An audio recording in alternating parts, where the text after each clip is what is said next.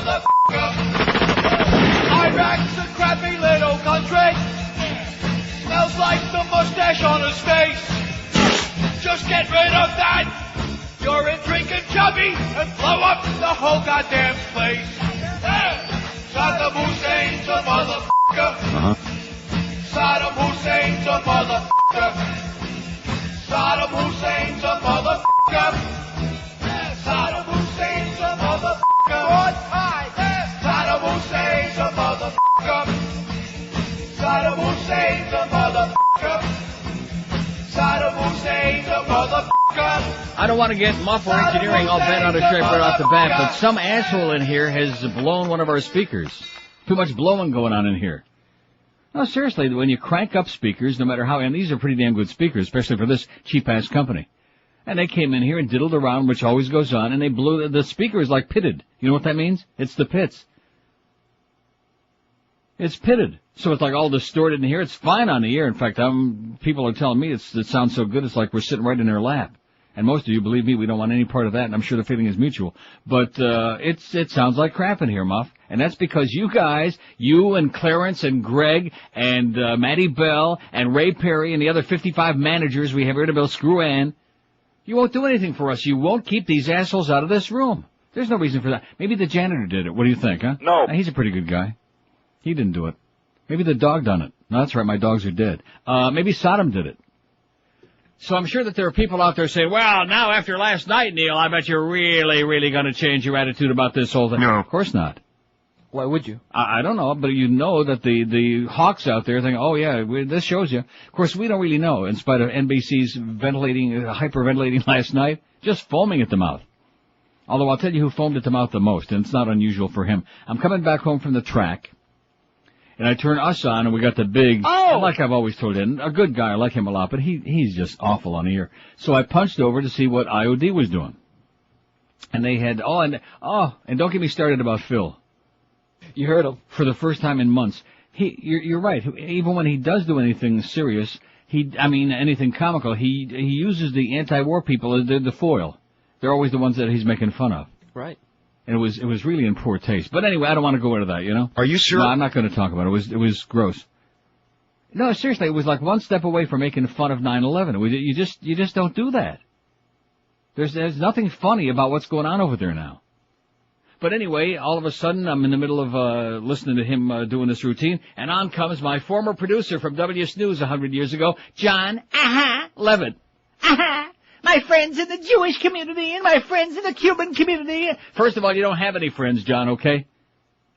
You don't have any friends. And how come your wife had to drive you home every night at midnight, huh? What's the story, John? What's the real story?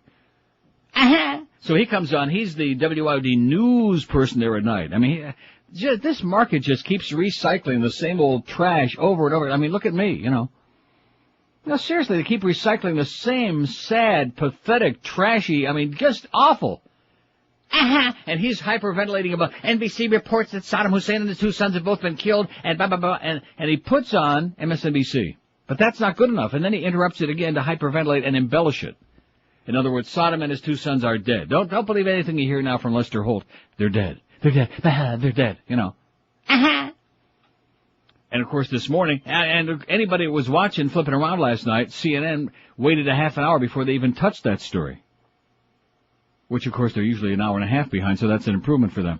But, and everybody else was like really shying away because we don't know. First of all, now we find out we don't even have a sample of his DNA. Right. I think they had a couple of hairs from that mustache, but they're not sure which Sodom that was, whether it was number 1, number 18, or Groucho with a nose and the glasses. So they don't really know which mustache. Will the real Sodom please stand up? No. Oh, he can't? Good. See, I'm one of those people who would say, hey, if they got him and the two sons, great. Because he is a scumbag and a dictator and ruthless. And number 2, maybe if that happened, it will shorten all of this insanity over there. Hopefully. That's the only reason I'd be excited about it. Catch my drift? Follow the bouncing balls? That's what Geldy said. So I come in this morning in a fairly decent mood, although my ear won't unplug, you know. I was saying to Carlos, we need to get a little plunger. Need to get one of those mini plungers, like you open your toilet with, but not quite that big. And just put that right up against your ear and then just pull that thing over there. That's so muy unlucky. No, not that. That's what I had in mind. and just open that baby up, and the ear too. But it's frustrating as hell. I know the audience don't want to hear about these things. They want to hear about John Levitt. Uh-huh. Oh, you're so embarrassing, John. You're a silly person. You're a very, very silly person, John, and you don't look like Jim Morrison at all. Yeah, he used to go on the road with the Doors. I think that's when his brain started getting fried in the beginning. And then he had to work with Tom Don't Leykis, and I think that kind of finished him off. That was the end of him. Tom Don't Leykis. Uh-huh. Yeah, I'd forgotten about that guy. Oh, yeah, he was great. Got in the car in the middle of the night one night and just took off for Phoenix. Just left town in the middle of the night after the book came out. Sorry, Tom. And then he runs around telling everybody he beat me in the ratings. Yeah, one book. When we had, no, but seriously, when INZ had, World Series and the baseball playoffs on, I was preempted like 14 out of 16 nights. And he edged me out in that rating book because I was never on. Yeah, and he still, to this day, tells that story. Although he's syndicated, and he's probably got a better agent than I do. But then again, who the hell don't? From what I'm hearing, even Mickey Eisner has a better agent than I do. But that ain't saying much. Norma. Now, what the hell was I about to say that was so goddamn important? Something, about coming in this morning. And I'm not going to make that same mistake again. I want to put him on notice right now, okay? I don't like you. I can't stand you. I'm not going to put on a phony act. That's just not me. I try to be civil with everybody in the building. I've bitched about the fact what an unfriendly place this is, especially the Power 96 people. They're really, have you ever noticed that? Oh, their stuff don't stink, man. Most of the time, like you get in the elevator, hey, how you doing? And they don't even look at you. They don't even acknowledge your existence because they're on FM. Well, we are jealous of that, but they're still assholes.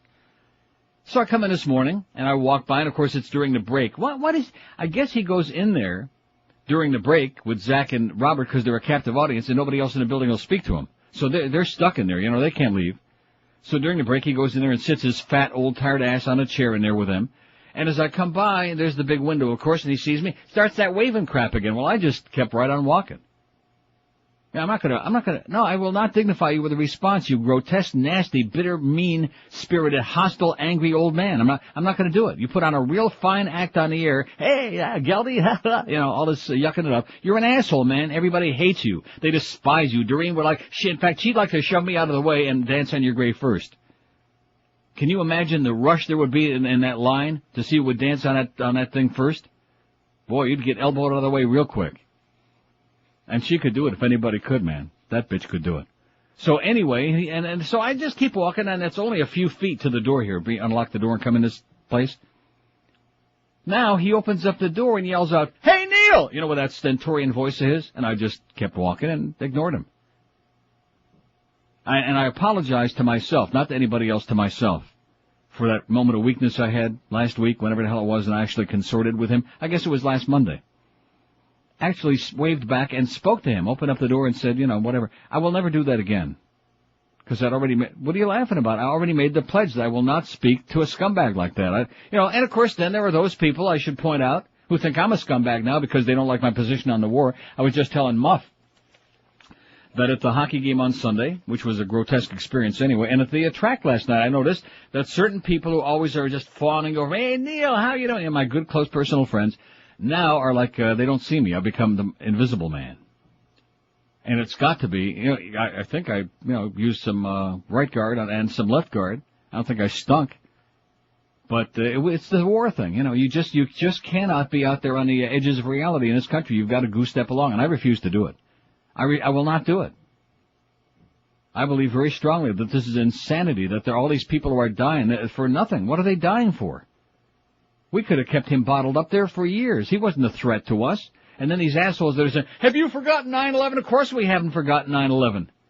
That's what we ought to be putting all of our resources and attention to.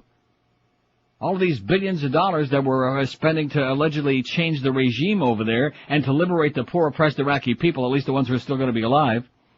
Can you imagine if we spent those billions in homeland security and fighting terrorism around the world?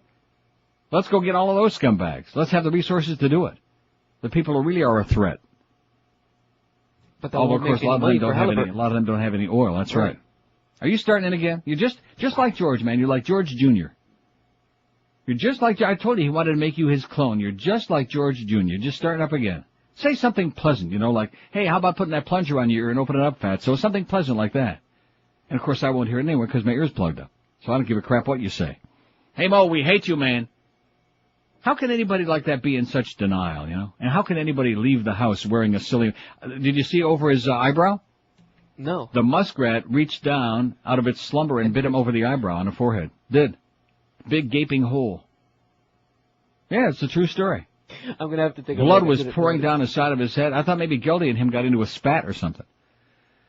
It's 11 past 9 at 560 WQM on a swell Tuesday. And by the way, Zach and Robert, I'm not in a bad mood just because I don't speak to that grizzled old man. I'm in a fine mood. If my ear would open up, I'd be in a sensational mood. I feel pretty good. What? I can't hear myself. No, seriously, you've been through it. You know what that's like. It's very frustrating. Horrible. It's awful. And of course I have that great doctor and I think I'm going to go see her again the next day or two, but I don't think, she's great, but she don't seem to want to do anything for my ear. She likes to stick that thing up my nose. That little camera thing, you know what I mean, with the long and way down your throat and into your pooping. She likes doing that because it inflicts a certain amount of discomfort and pain. But when it comes to opening up my ear, it's like, it'll be okay. Well, of course, it's not her ear. It's my goddamn ear. It's not her ear. She's not the one who feels like she's in some kind of... You feel like you're in a cavern, like in a cocoon, like you're, It's frustrating. Thank God that went away. No, it didn't go away. You said you went to a real doctor and he opened it up for you in your ear, too. Well, thank God I found a doctor that would actually stick something in there. Oh, I'm not touching that. Don't start talking about your proctologist again, man. And like I said, just like George, there he goes again with that rectum ass crap. 12 minutes after 9 at 560 WQM. How many times have you heard about a great opportunity and you didn't act, you didn't grab it, you missed out? Well, right now is one of those times. Better listen up. Listen carefully. Get with it. Rarely does an opportunity interrupt you, but this one should. Interest rates have gone down even lower. The financial group was offering an interest rate of 3.45%. Then they lowered it to 2.95%. Now, rates have gone down even lower. 2.45% financing with financial group. Let me say it again. 2.45%. It is absolutely unbelievable. Call financial group toll free 1-800-940-LEND. How long will these low interest rates last? Probably not very long. So it's a window of opportunity. Hop right through it like Superman with a financial group and get you an incredible low rate of just 2.45% and save yourself thousands and thousands and zillions of dollars. Call financial group 1-800-940-LEND. What will 2.45% financing do to those monthly payments, you're wondering? Well, I'll tell you. If you have a $200,000 loan, you pay only $786 a month. If you have a $100,000 loan, you pay only $393 a month. Do it now. Call Financial Group and start saving right away. Call 1-800-940-LEND. 1-800-940-LEND. They're an equal housing lender. Credit restrictions do apply. Rates are subject to change without notice. 5.34 APR. Thank God for my friend Dick Feinberg at Pompano Park. He still likes me anyway. This is Sports Radio 560 QAM. Yo, yo, let's rate Mo. Radio Big Shot. All right. That's how we pass the time away in the gay old jail of Oz. Oh! Introducing the Darryl Strawberry School of Addiction, Lesson 3. Things that can get you high in your attic. Hello, this is Darryl Strawberry. And believe it or not, I recommend smoking your own instimulation. You know, that's the stuff the Pink Panther dude leaves behind. Granted, it is a bit of a tough life, but once you get it going, whoo, boy! The Darryl Strawberry School of Addiction, open now in Tampa. 9:16, speaking of Darryl, the reason I played that, former baseball star Darryl Strawberry was ready to be set free after serving part of an 18-month sentence for violating probation on cocaine possession charges. Poor Darryl, man. He has served 11 months in Gainesville Correctional Institution where he participated in a substance abuse treatment program, said his attorney Daryl Rouson. He's expected to release today. How do you like? Don't you think we ought to go have a big welcoming for Darryl? No. Huh? No. We can snort up all the bass lines? So I'm sure you probably want to know the results of yesterday's poll, don't you? Well, here they are. 1,398 votes. Oh, I should let it go until it gets to 1,400, don't you think? We got 1,401, I think, yesterday. Huh? We're getting up there. Couple of people get on there and vote, please. Oh, what do you mean we're getting up there? Yeah, on a weekday poll. Don't you see the hits we're getting on there? We're getting more hits than Darryl. Yeah, it's pretty damn exciting, man. Pretty damn exciting. People are going to NeilRogers.com because Carlos and Eric are doing such a good job on it. And me too. With those bedtime stories. We really got some good stuff on there for you. Not just the usual pablum, the usual propaganda. And you can listen to CBC on it, too. There's a link to listen to the CBC and get some real news, like real news people bring you, instead of all this breathless propaganda and all these puff pieces about, Saving Private Jessica, all of that stuff. It's very sad. And even sadder is the fact that the president's popularity keeps going up. Somebody faxes me this now. A new CNN Gallup poll out this morning said the president's popularity is an astounding 80%. Well, keep in mind his daddy's was 86% in the middle of the first Gulf War. So there's still hope. And when he ran for re-election, he got his ass trumped by Bubba. And you want to know why? Because the economy was in a crapper, and he lied through his teeth. No new taxes. Who, what, me, whiny and wimpy? In fact, I think George Bush Sr., he was kind of like the Geldy of presidents, you know? Whiny, wimpy. Yeah. Well, I guarantee you Geldy's got a bigger, well. Here's one that says, I used to have what is called swimmer's ear for years. The best way I found was to take warm hydrogen peroxide and slowly pour it into my ear. You can use a small syringe, and most of the time it'll clear the blockage. Good luck, says Rick. Well, thanks, Rick. In other words, he said, stick it in your ear, which is a lot nicer than saying, yeah, not like Sally Fitz would do. Boy, she gave us all fits. Hey, Sally. And Rumsfeld's approval rating's up to 76%. I don't care what their approval rating is, okay? It's not going to change my opinion. And let me say it again. Most people eat at McDonald's. Does that make it good? No. Does that mean it's quality food? No. Does that mean it's good for you? No. No, but most people eat at McDonald's. Because most people's taste sucks. If people had good taste, we'd have a 95 share on this show. What are you laughing about? It's the truth. Yes, it Well, is. what else are they going to listen to? Dr. Laura. Oh, you're a bunch of communists. I mean, only a bunch of right-wing lunatic Orthodox Jews would listen to that crap. Even Jew Lieberman don't want to hear that Schmidt. I almost said it. I came this close. I came a Dr. Laura curly hair away from saying Schmidt without the M. Used to play third base for the Phillies, by the way, and they booed him out of town like everybody else. You people from Philadelphia, man, what's wrong with you? Huh? All these clowns showing up there on Sunday for the hockey game. We love the Flyers. Yeah, wait till the Leafs kick their ass tomorrow night, I hope. Flyers and the Maple Leafs. Let's talk some hockey. What do you say? No. Oh, and speaking of, I'm on a tear today. You just wait. I might never even get to a call. I'm letting it all out. Even better. Because I feel better. If my ear would open up, I'd feel great. I'd feel just like, Oh, God. which I haven't felt since that damn stroke. And then, of course, Greg comes in yesterday. Oh, you had that pulmonary embolism too?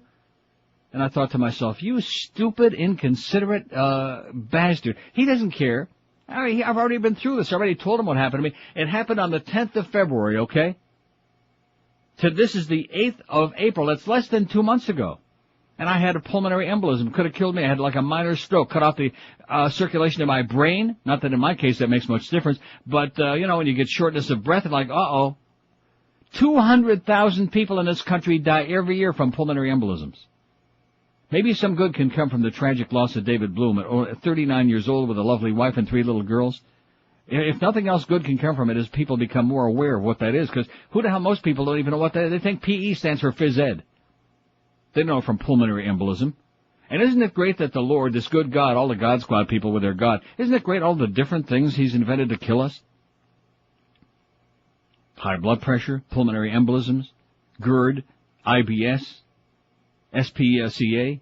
He works in mysterious ways. He works in mysterious ways, that God, man. Oh, God. He's killing us. Softly, with his thong.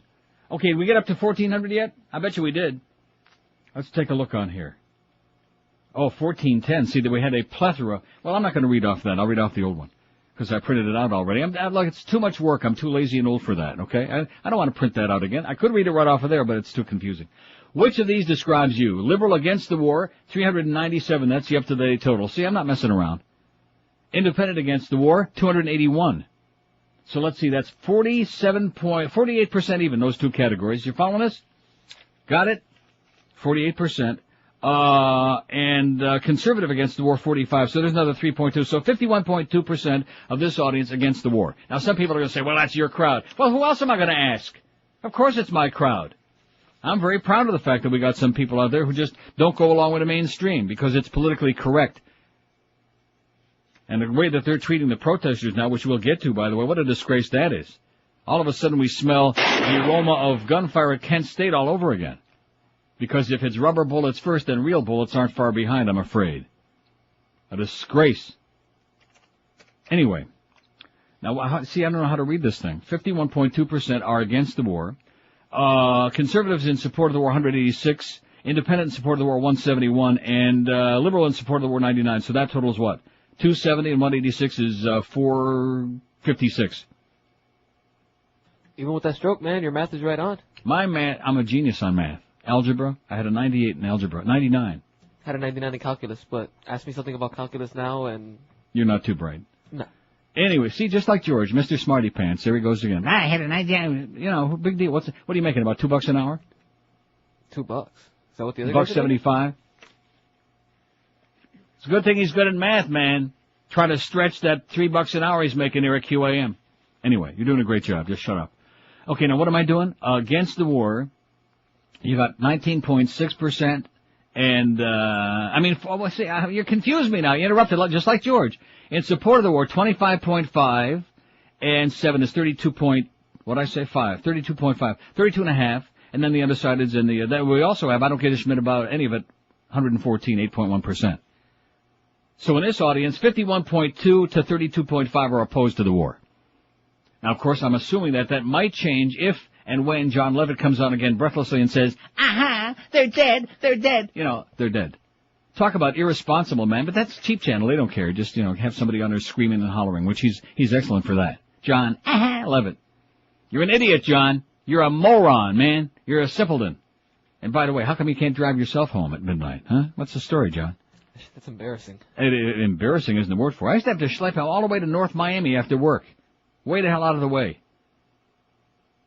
On nights that his wife didn't feel like sitting out there waiting for him to drive him home. There's something really strange with that John Levitt on WIOD. Boy, do I despise that entire cheap channel operation. They make me want to puke. WIOD? Oh, I hate that station. 5670560. Let's intersperse some calls in here today, because like I said, I'm on a real roll. I'm going to rip Hank in a minute about hockey. Did you hear his comments yesterday?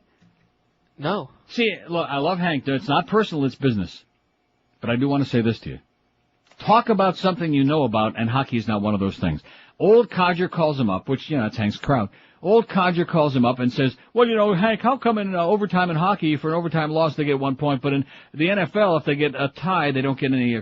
First of all, the answer should be they don't have any points in football, in the standings. They have wins, losses, and ties. Okay? NBA, do they have ties in the NBA? No. Baseball, are there ties in baseball? No, unless it's a rain out or whatever, curfew. So every sport is different. Now, Hank did say the NHL, he just went ballistic with this guy. Oh, the NHL is crap, it's garbage. See, everything is crap, and I grant you that they're in big trouble, the NHL. There's no question. A lot of franchises in deep crap. But then again, baseball's in deep crap. Right. It's not that hockey's not a great sport. It's just that a lot of greed there, and the same problem with the other sports. And, of course, next season, the season after that, will there be a lockout or a walkout or whatever, a strike, and there won't be any season. It's greed is what it's all about. It's spiraled out of control. And that's why, the smaller markets like Buffalo and Pittsburgh and markets like that, Carolina, are in deep crap because they can't pay the kind of salaries to compete. But the reason we have overtime losses and getting a point in hockey is, first of all, it's not a bad thing, Hank. I hate to break the news to you, you silly fat old Jew. But the fact of the matter is, it was a great thing because they play 4-on-4 for 5 minutes. And, there were too many ties in regulation before, and the ties like kissing your sister. So this gives the opportunity for a team to really go after the extra point in overtime, but you're not going to forfeit the point that you had in regulation. Let's say the game is 3-3 in regulation. Well, each team gets a point for a tie in hockey, okay? Well, they're not going to give it away because they lose in overtime, so they keep the 1 point they got, but here's the incentive for the other team to get the extra point. There's nothing wrong with it. It makes for a lot of excitement. It's one of the best things, one of the only smart things they've done in years, okay? So get on there and talk about something you know about, Humper. And hockey, this station is, other than Geldy and me, there's no hockey knowledge on this station. None. You can't complain about the knowledge of the world's greatest sport on this station, because there just isn't any. And then Mo this morning's on there talking about this kid that the Panthers are going to draft. They won the draft. He wouldn't know that kid if he came in and bit him on his bag, If he sucked his varicose veins dry, he wouldn't know who the hell he was. Even I don't know who the hell he was. Who the hell knows? Another youngster in the organization, all one of those deals. Crap. By the way, Rimmer, quit playing so much golf, you cheap bastard. God, is he cheap. Yeah, he admitted to me that he's got a big sign on his front lawn, Rimmer's Balls. 2 for $1. 9:27 at 560 WQAM. Boy, I sure hope that, what's her name, Donna Shalala don't see that. Oh, and you know who lives, and the best part of it is Eddie Jones lives in the same complex. Can you imagine if Eddie Jones sees Rimmer's sign, 2 balls for $1? Oh, my God. He'll move. Oh, geez. Oh, my God. Wow. You want to lose some weight? All fat people, all of us fat folks, we've tried everything under the sun. Everything except the kitchen sink. Here's one of the possibilities for you, Balance for Life. It's working for a lot of people. The Beast has lost 60 pounds on it. Should be a lot more, but he's a fat. You know the word that goes after that. But nevertheless, if you're sick and tired of looking bad and not being able to wear any real clothing and also being unhealthy from fat, and believe you me, if you're a young person who's fat, lose the weight, please. Because once you get to be an old fart like some of the rest of us like me, it'll catch up with you. Balance for Life is the easy, delicious way to do it, and the food, like I told you yesterday, has been getting better and better. This last time around that I'm here now, the food is just sensational. The Reuben wraps are incredible. That fusilli, it was pretty silly, but that Siciliana was great. No cooking, no shopping, no cleaning, no calorie counting, no carbohydrate counting. Just 5 delicious goodies in your little black sack. 3 gourmet meals, 2 delicious snacks. They bring you your little black sack with all your food for the day every day. So it's fresh, nothing frozen, nothing artificial, and delicious. And all balanced according to the principles of the Zone diet, which works like a charm. The weight pours off your body. You have plenty of food to keep you satisfied all day, and there's no guesswork involved. The only choice you make is between 2 alternatives for each one of the meals every day that you're on a program. So lose weight finally, the easy, the painless way. You're not deprived, you're not depraved. Call Balance for Life today, and you can look even more lovely than the Beast when you put that first mouthful of food in your puss. Call 954-568-3229. By the way, Mo, we hate you. 954-568-3229, or visit their website at balanceforlife.com. Live and local. We're Sports Radio 560 QAM. Rape is funny. New on NBC, from the producer of Let's Make a Deal and the director of Girls Gone Wild. We're wild, I tell you, just wild. It's Stripped for Cash. Miss, I will pay you $50 for each piece of clothing you take off. Cool! I'm taking everything off! Stripped for Cash. Is my IUD a piece of clothing? Whoa! 9:32 at 560 WQM. Happy Tuesday to you. God, if that ear would open, I'd feel great. For the first time in 2 months, I really would. Sound great. Sound better than you have. Oh, don't start sucking around. You see what I mean? Just like George, sucking around. You sound great. I know I sound great. I don't need some little putz like you tell me I sound great. What do you say? You're not slurring anymore? No, well, there you go. Oh, that's another thing. You are better than George. You're an improvement, because that day that after I had my little stroke, and I come in here, I'm doing the show, and I knew I was like, anyway, folks, I'm just slurring like, and he's sitting there looking at me like, looking at dirty pictures in there, trying to get dates on our website. Oh, speaking of that, did Miguel get his package together with our trip to the Bahamas that we're going to be giving away? He hasn't showed me the package yet, but he said he hasn't showed you his package yet? No. I get to check it out first. I didn't know you cared. It's all yours. I don't think so. But anyway, so we're going to have another one. We'll let you know in the next couple of days. So get your photos ready. And I don't want to, I don't know how to say this delicately. We had the couple that won last time. They were very nice looking young couple. They were fine. They were no problem. But I guess the other people must have been a joke. See, we don't want joke people who think that they're hot or pretending to be hot. If you're hot, if you look like Gilbert, don't be sending us no pictures, okay? If you look like Zach or the Beast, we don't want your picture. I mean, we wish you all the luck in the world, and we hope you live at least another year or two. But enough already with it. No, seriously, I don't want to see ugly people. Hot couples mean just that. Right? Absolutely. And some of course, real good-looking people out there, they're afraid that, some of us will be taking those pictures and posting them on websites all over the world, pornographic websites. We're going to be sitting around rubbing ourselves raw looking at them, and they might be right, but that's beside the point. What's wrong with that? Exactly. That's what the Internet's for anyway, isn't it? Anyway, here's that's the unfortunate part of the Internet, Some of the guys out there who are like, Geraldine at 3 o'clock in the morning. And speaking of that, how about that, Reverend, huh? What did I do with that story? No, here it is.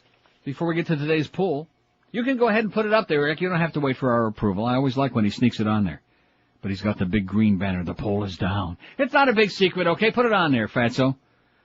Delray pre-sentence for soliciting teen sex. Did you see this? No, I hadn't. Well, why not? You just already put it on the website. It's one of our bedtime stories. See, you don't even pay any attention to them anymore, just because they give you like 50 a day. Some of them slip by. Like he says to me, I don't want to go into it. What's the point? What's the use? I got my mother, I got Rimmer, I got you, I got all these people. I tell them something once, and then like 5 minutes later, oh, did you hear my neighbor keeps schlepping to Puerto Rico? You just got to telling me that 5 minutes ago, Mom. It was boring then, it's even more boring now. I don't care about your neighbor or Puerto Rico. One of the first things I said to you this morning is about that so-called chemicals of the weapons of mass destruction and the chemicals yesterday turned out to be pesticide. What? Half an hour later, says, oh, did you see that would turn out to be pesticide? No. Speaking of pests. Now, you're taking right after George. In fact, maybe you'll be replacing him very soon. Because that's why I sound so good that I'm in a very good mood when George isn't here. When I'm out of town doing a show and he's here, that's fine. The farther apart we are, the better we get along. It's the truth. And when I'm out of town again, be sure he doesn't keep interrupting me. That's your job now. He keeps interrupting. Pop, pop, pop, pop. And if he had something to say, it would be different. He's got nothing to say. You want me to keep George from talking? Yes, that's right. But get like a 2x4 and beat him over the head with it. You have my permission. And then when you're done with that, go and take care of Mo. Boy. We don't like you, man. I'm not putting on a phony act for you, Mo. That's not my style. I don't put on phony acts for people I despise and people that have tried every devious thing to get George fired, to get me fired, to dick with everybody's show, to screw over the Beast and Zach. I mean, anybody he can stab in the back and then he wants to, us to give him a friendly face. I'll give you a puss, okay? That's for you, you sad old sack, you. They did a really good job of checking references when they hired that piece of turd in this place, you know what? Nice going, Greg. You really went in doubt, checked him out, didn't you? No. You're pathetic, Greg. A guy that's terrorized every damn place that he's ever been, and he brings this guy in here to disrupt our otherwise very happy family. And, I mean, everything is relatively speaking. Remember he was off a couple of days last week, how pleasant it was in here? We even commented on that. Everybody was in a good mood. Nobody had to be on tiptoes on eggshells in the hallway. Everybody was in a good mood. People were skipping. Yeah, they were skipping and dancing. Of course, they were practicing for his grave when they were doing the dancing part. Delray Priest sentenced for soliciting teen sex. Oh, this has got to be a mistake, doesn't it? This can't possibly be true. There's no fact in the church. He spent hours online pretending to be a youngish-looking social worker, bragging to a 14-year-old boy about previous sexual encounters with teenagers. The Reverend Elias Guimares, used the cloak of that false identity to send message after message describing graphic sex acts with underage boys, all the while he sat in a suburban Delray Beach church rectory. The 43-year-old Roman Catholic priest never imagined his prey was also lying about who he really was. There's no fact in the church. Busted by an undercover Delray Beach police detective posing as a teenager on the internet, Guimares was sentenced Monday to 51 months in federal prison. Good. I hope they give him some more of what he likes in there. You know what I'm saying? Rectum. The former associate pastor at Our Lady Queen of Peace Mission pleaded guilty in January to attempting to solicit sex from a minor. Guimares faces deportation to his native Brazil once he's released from prison. Oh, he's from Brazil, and it's okay then. Huh? Brazil, where men are men and so are the women? Or how's that go? There's something strange in that Brazil, and there's something really bizarre there, yeah? You don't know what it's like when you come into our reception desk here at QAM. You don't know what that is behind the desk, besides a freak. Standing before about 15 parishioners gathered in a Fort Lauderdale courtroom, a gaunt Guimares offered a brief apology. U.S. District Judge Williams Locke gave him the maximum prison term under federal sentencing guidelines. Of course it was a mistake on my part, and I'm very sorry, said Guimares through a Portuguese interpreter. I regret it very much. Very much, he said. Zlok called the case a very sad commentary on our society, and you are absolutely correct, sir. Guimares was ordained in 1993, came to the Palm Beach Diocese in March of 2001. Guimares first approached Delray Beach Police Detective John Young on August 30th. He likes Young. When the officer logged into a chat room as a 14-year-old boy. Over the next 10 days, Guimares sent 21 sexually graphic messages. You ready for that? The priest was arrested September 9 when he went to a beachfront location to meet his internet pal. And you know what he said when he got there? Hiya, pally! Police said Guimares struggled when they tried to arrest him, but stopped when police threatened him with a taser stun gun. Another man of the cloth. That's what you're dealing with, okay? Just another one of those stories in the naked city, of which there are zillions. Here's the poll today, okay, while we're dicking around with this stuff. You notice how I just haven't even got started yet? I'm already like, pop, pop, pop. That's because I feel better today. My ear would just open up. I'm going to start drinking like gallons of hydrogen peroxide. Huh? No, seriously, I'm going to put some in my ears, some in my... Rectum. All over the place, you know? And I bet you it opens up a lot of avenues. That works well for wax. When you have wax buildup in your ears. Waxy buildup? That's what happens when you listen to QM ball games and hockey games that are on Waxy 790. You get waxy buildup. Games that we are too embarrassed to put on here because we got too many conflicting contracts. See, it would seem to me that since this is supposedly your Panthers station, and the Panthers are one of only 2 teams that didn't complain about the We Got Balls billboard, that we'd show them a little bit more respect, even though they suck and the organization's all screwed up. But do you think we give them a little bit more than just lip service? Nah. And last night I'm listening to John, so I punch over here, since all this news about Saddam and his sons, and maybe we killed him and we dropped the 4 bunker buster, the 2,000-pound bombs. I'd punch over to Eddie K. He's talking about sports. I mean, I love Eddie K., but between that show he did at Gulfstream the other day where I need the 2 in this race, well, nobody cares. Nobody cares what you need in this race. Nobody cares about that. God almighty, the stuff that we put on here in this radio station is enough to make me want to crawl under this counter. I might just do it now. No, seriously. Nobody cares about that. You know who the people out of Gulfstream, the youngest person there is dead. The median age is death plus 10. Nobody wants to hear about that on the radio. They want to hear about it like in private conversation about Gulfstream. And we're doing that like in the middle of the afternoon because they're paying us a few bucks to put that on the air, and we wonder why the Humpers numbers are going in the crapper. You know, that's part of the problem. Nobody wants to hear that stuff except 90-year-old men, the old racetrack crowd. That's right. Lester he was on in the Greenshirt. afternoon. Huh? That's right. He was on in the afternoon. I was thinking at night. No, this is in the middle of prime time, baby. The Humper evening. time. They're killing Hank. They're killing him. By the way, Hank will be on it see what I'm saying? Guess where he's doing his game from today? The Masters? Worse. The Heat Arena. Now this is good timing. Getting ready for those playoffs, I guess. Hank at the Heat. I mean, Hank would like to feel the heat, but he sure don't want nothing to do with that outfit. With Mickey Urison and the Mac Arena Jr. Mandich at the Masters. There's another deal. Golf all week, you know. Mo will be listening to that. They're going to be playing golf. He's going to be watching golf with no commercials because Hootie Johnson's a redneck and a Klansman kind of stuff. At least they like him anyway. So I guess Mo must be in that category, right? Yes. Huh. Right in there. Don't want no bitches in here, okay? We don't want no bull dyke golfers in here. Didn't what's his name, Ben Wright, get fired from CBS for saying that about lesbians in golf? 19 till 10 at 560. Here's the poll, by the way, for today. We can get it up there. Got some votes on there already. Who or what do you fear the most? George W. Bush, terrorists, loss of freedom, Mo Howard David, World War, George Rodriguez, Donald Rumsfeld, John Ashcroft, or religious fanatics. What a great list, Neil. Thank you again for doing such a wonderful job on our poll. Man, I've heard that many times. Thank you for doing such a great... 18 till 10 at 560 WQM. I'm really on a roll today, man, so I think after 1 hour I'm, going home. Well, don't press your luck. Ever see that show, Press Your Luck? Awful show. No whammy. Oh. I told you they showed that show where the guy had the system figured out in 1983 or 4. Really? Yeah, because CBS was so stupid, they had the thing would automatically go from one spot every time. I thought it was random. It was not. And he figured it out, won 102 grand. Yeah. And the other two contestants were sitting there giving them dirty looks and like, They had a whole show on that. Anyway, if you're sick and tired of working for some schmuck, if you're tired of a paycheck that you couldn't even buy cockroach dust with, here's the answer. Start making some real bucks by getting yourself a real computer career. That's where the big bucks are nowadays.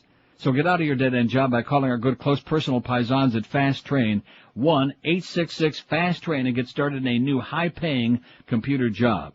Unless you're hiding in your desk and you got missiles and cluster bombs all around you, there's no excuse to wait anymore. Call Fast Train toll-free, 866-FAST-TRAIN. By the way, Hank, you know nothing about hockey. Fast Train offers convenient day, evening, weekend classes. Check them out on the web at fasttrain.com. Get out of your dead-end job. Start making a paycheck that's bigger than like Carlos's, please.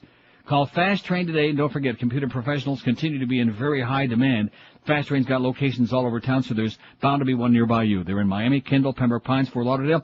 Register at fasttrain.com to receive your free American flag bumper sticker. Wave it proudly in the sticker, too. Call Fast Train today, 1-866-FAST-TRAIN. Live and local.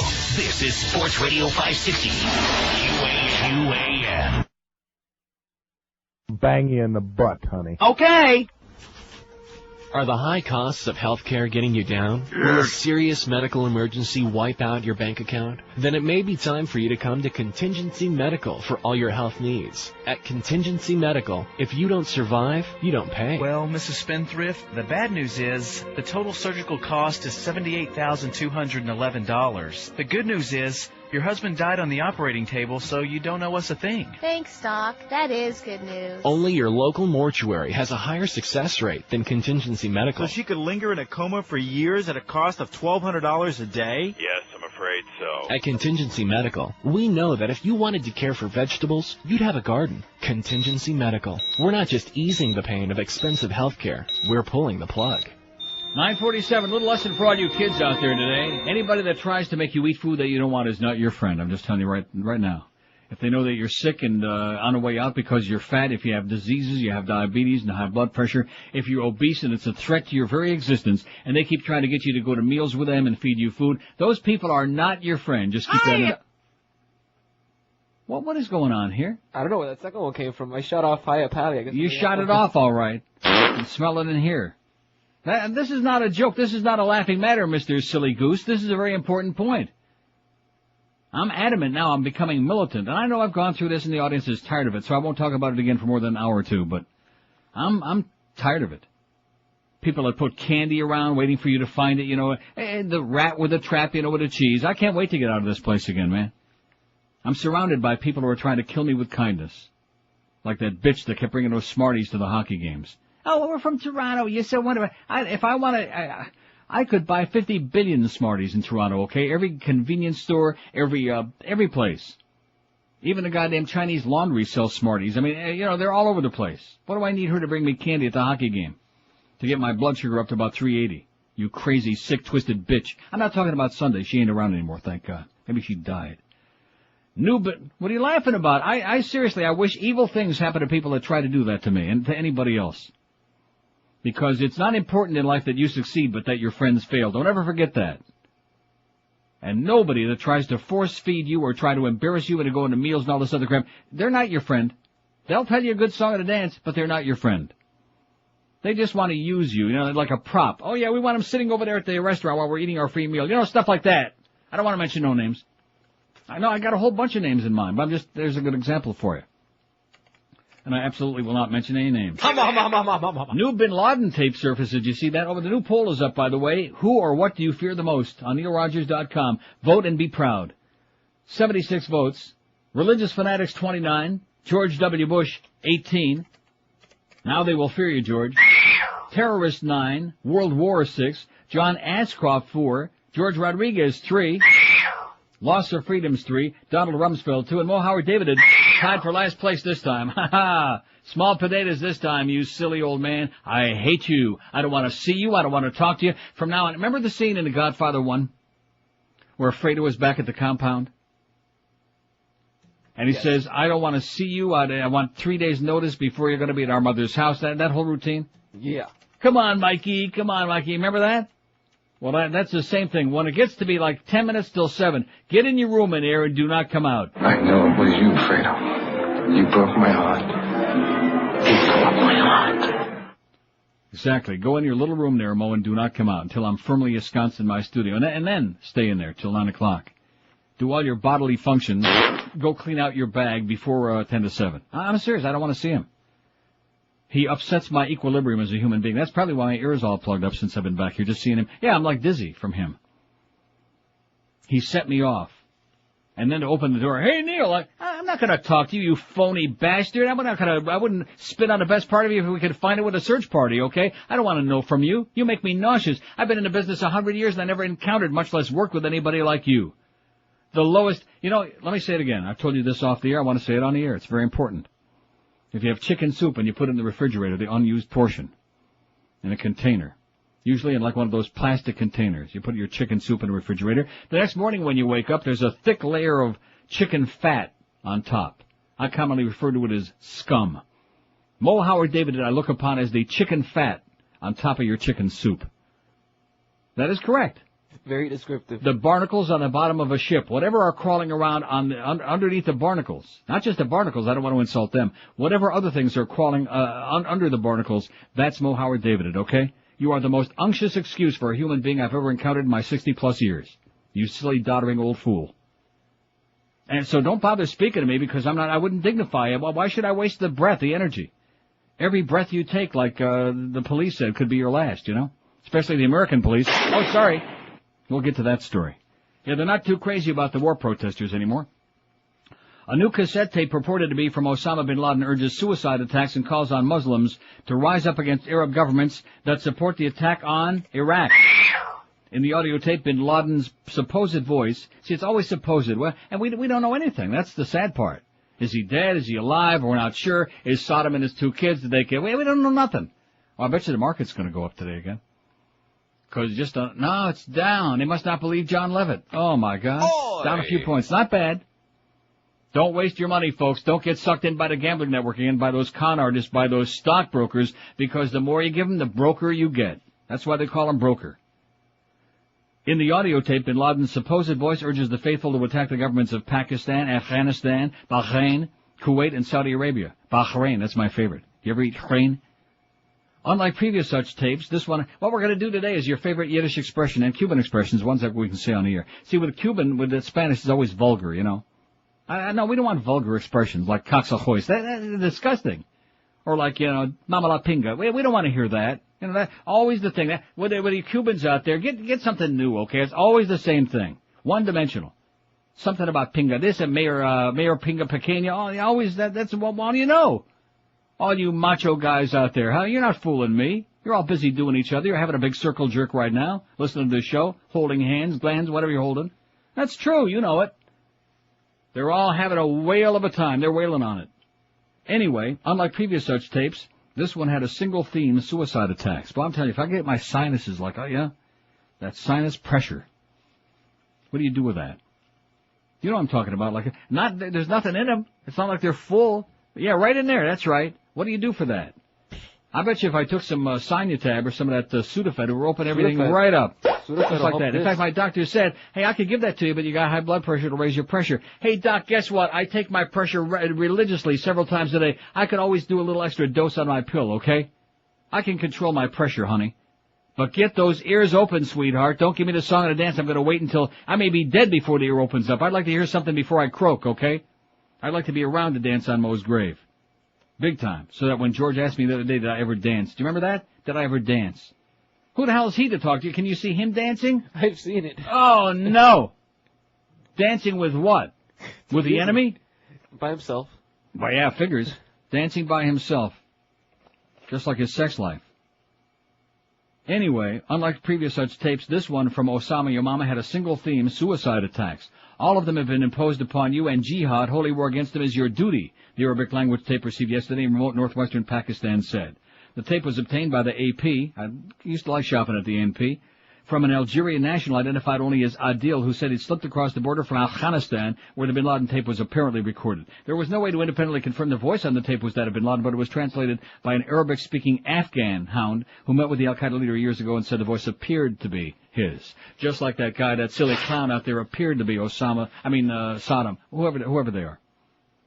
That guy, they showed those tapes again last night.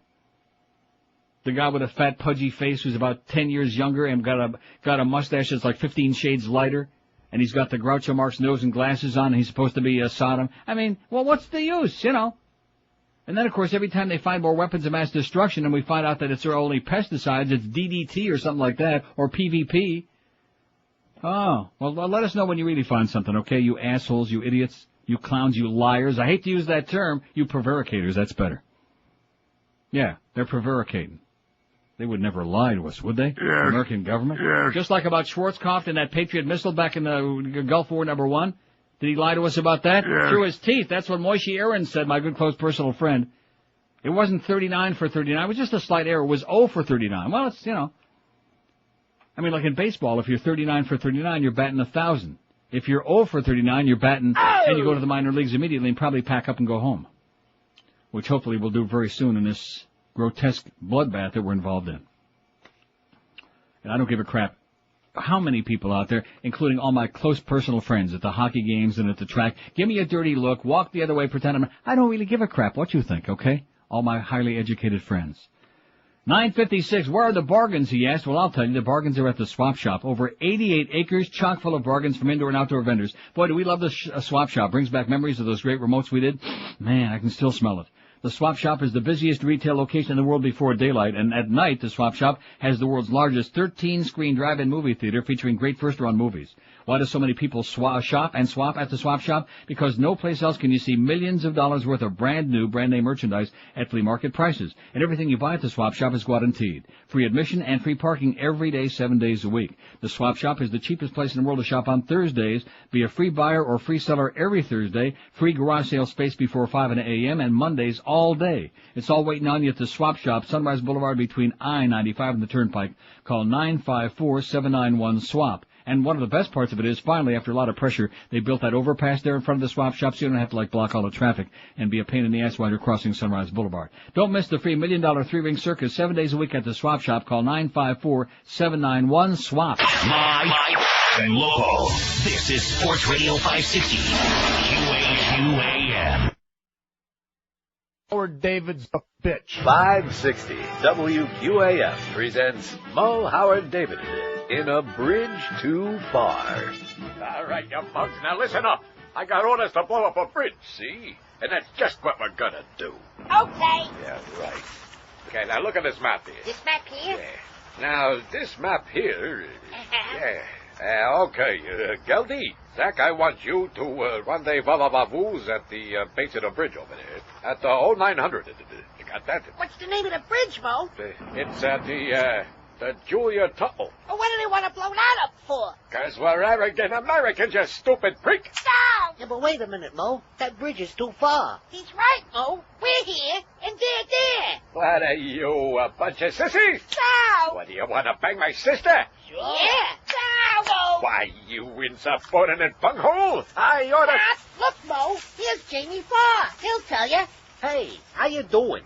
You like my new paisley dress? What are you, some kind of transmission or something? Nah, I'm just trying to get a Section 8. But since you ain't going to the bridge, you know you got nice shoulders. Hey, bend over. Come here. I ain't bending over. Come on. Boy, I got something for you over here. I'll have you court-martialed for this. Yeah. Marshal this. Here. You like that, huh? One more. Yeah. Hey, you're pretty good at this. Really? Thanks. Yeah. Hey, now it's just my nose. Now put your ankles up here. Okay. Oh. That's a good What girl. the hell? We're out in the open here. I love the smell of KY in the morning. Make me a woman. And a tight kitty. Thank you. 10:03-560 WQAM. I'll tell you, this pitted speaker, this needs to be replaced pronto, tanto. Needs to be replaced immediately, if not sooner. Everything sounds like it's, it's enough to make me want the other ear to close up so I can't hear it. 149 votes. Who or what do you fear the most? Oh, look at this. Real one, popular clicks of March. Get off of my screen, you jackass, with your message center.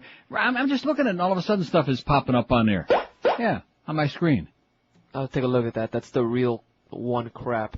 It's probably embedded in there. Just relax. It's not a big deal. Don't start playing Mr. High-Tech, No, seriously, I didn't ask you to look at it. If I ask you to look at it, I'll let you know. I just mentioned it was there. 149 votes. Who or what do you fear the most? See how overbearing he is, man? Between him and Eric, we got two crazy computer people. I mean, well, it's repetition. Religious fanatics, 48. George W. Bush, 39. Terrorists, 18. Loss of freedoms, only 14. That's kind of surprising. Although I guess it kind of ties in with the first one. There's some overlap, or the second one, too.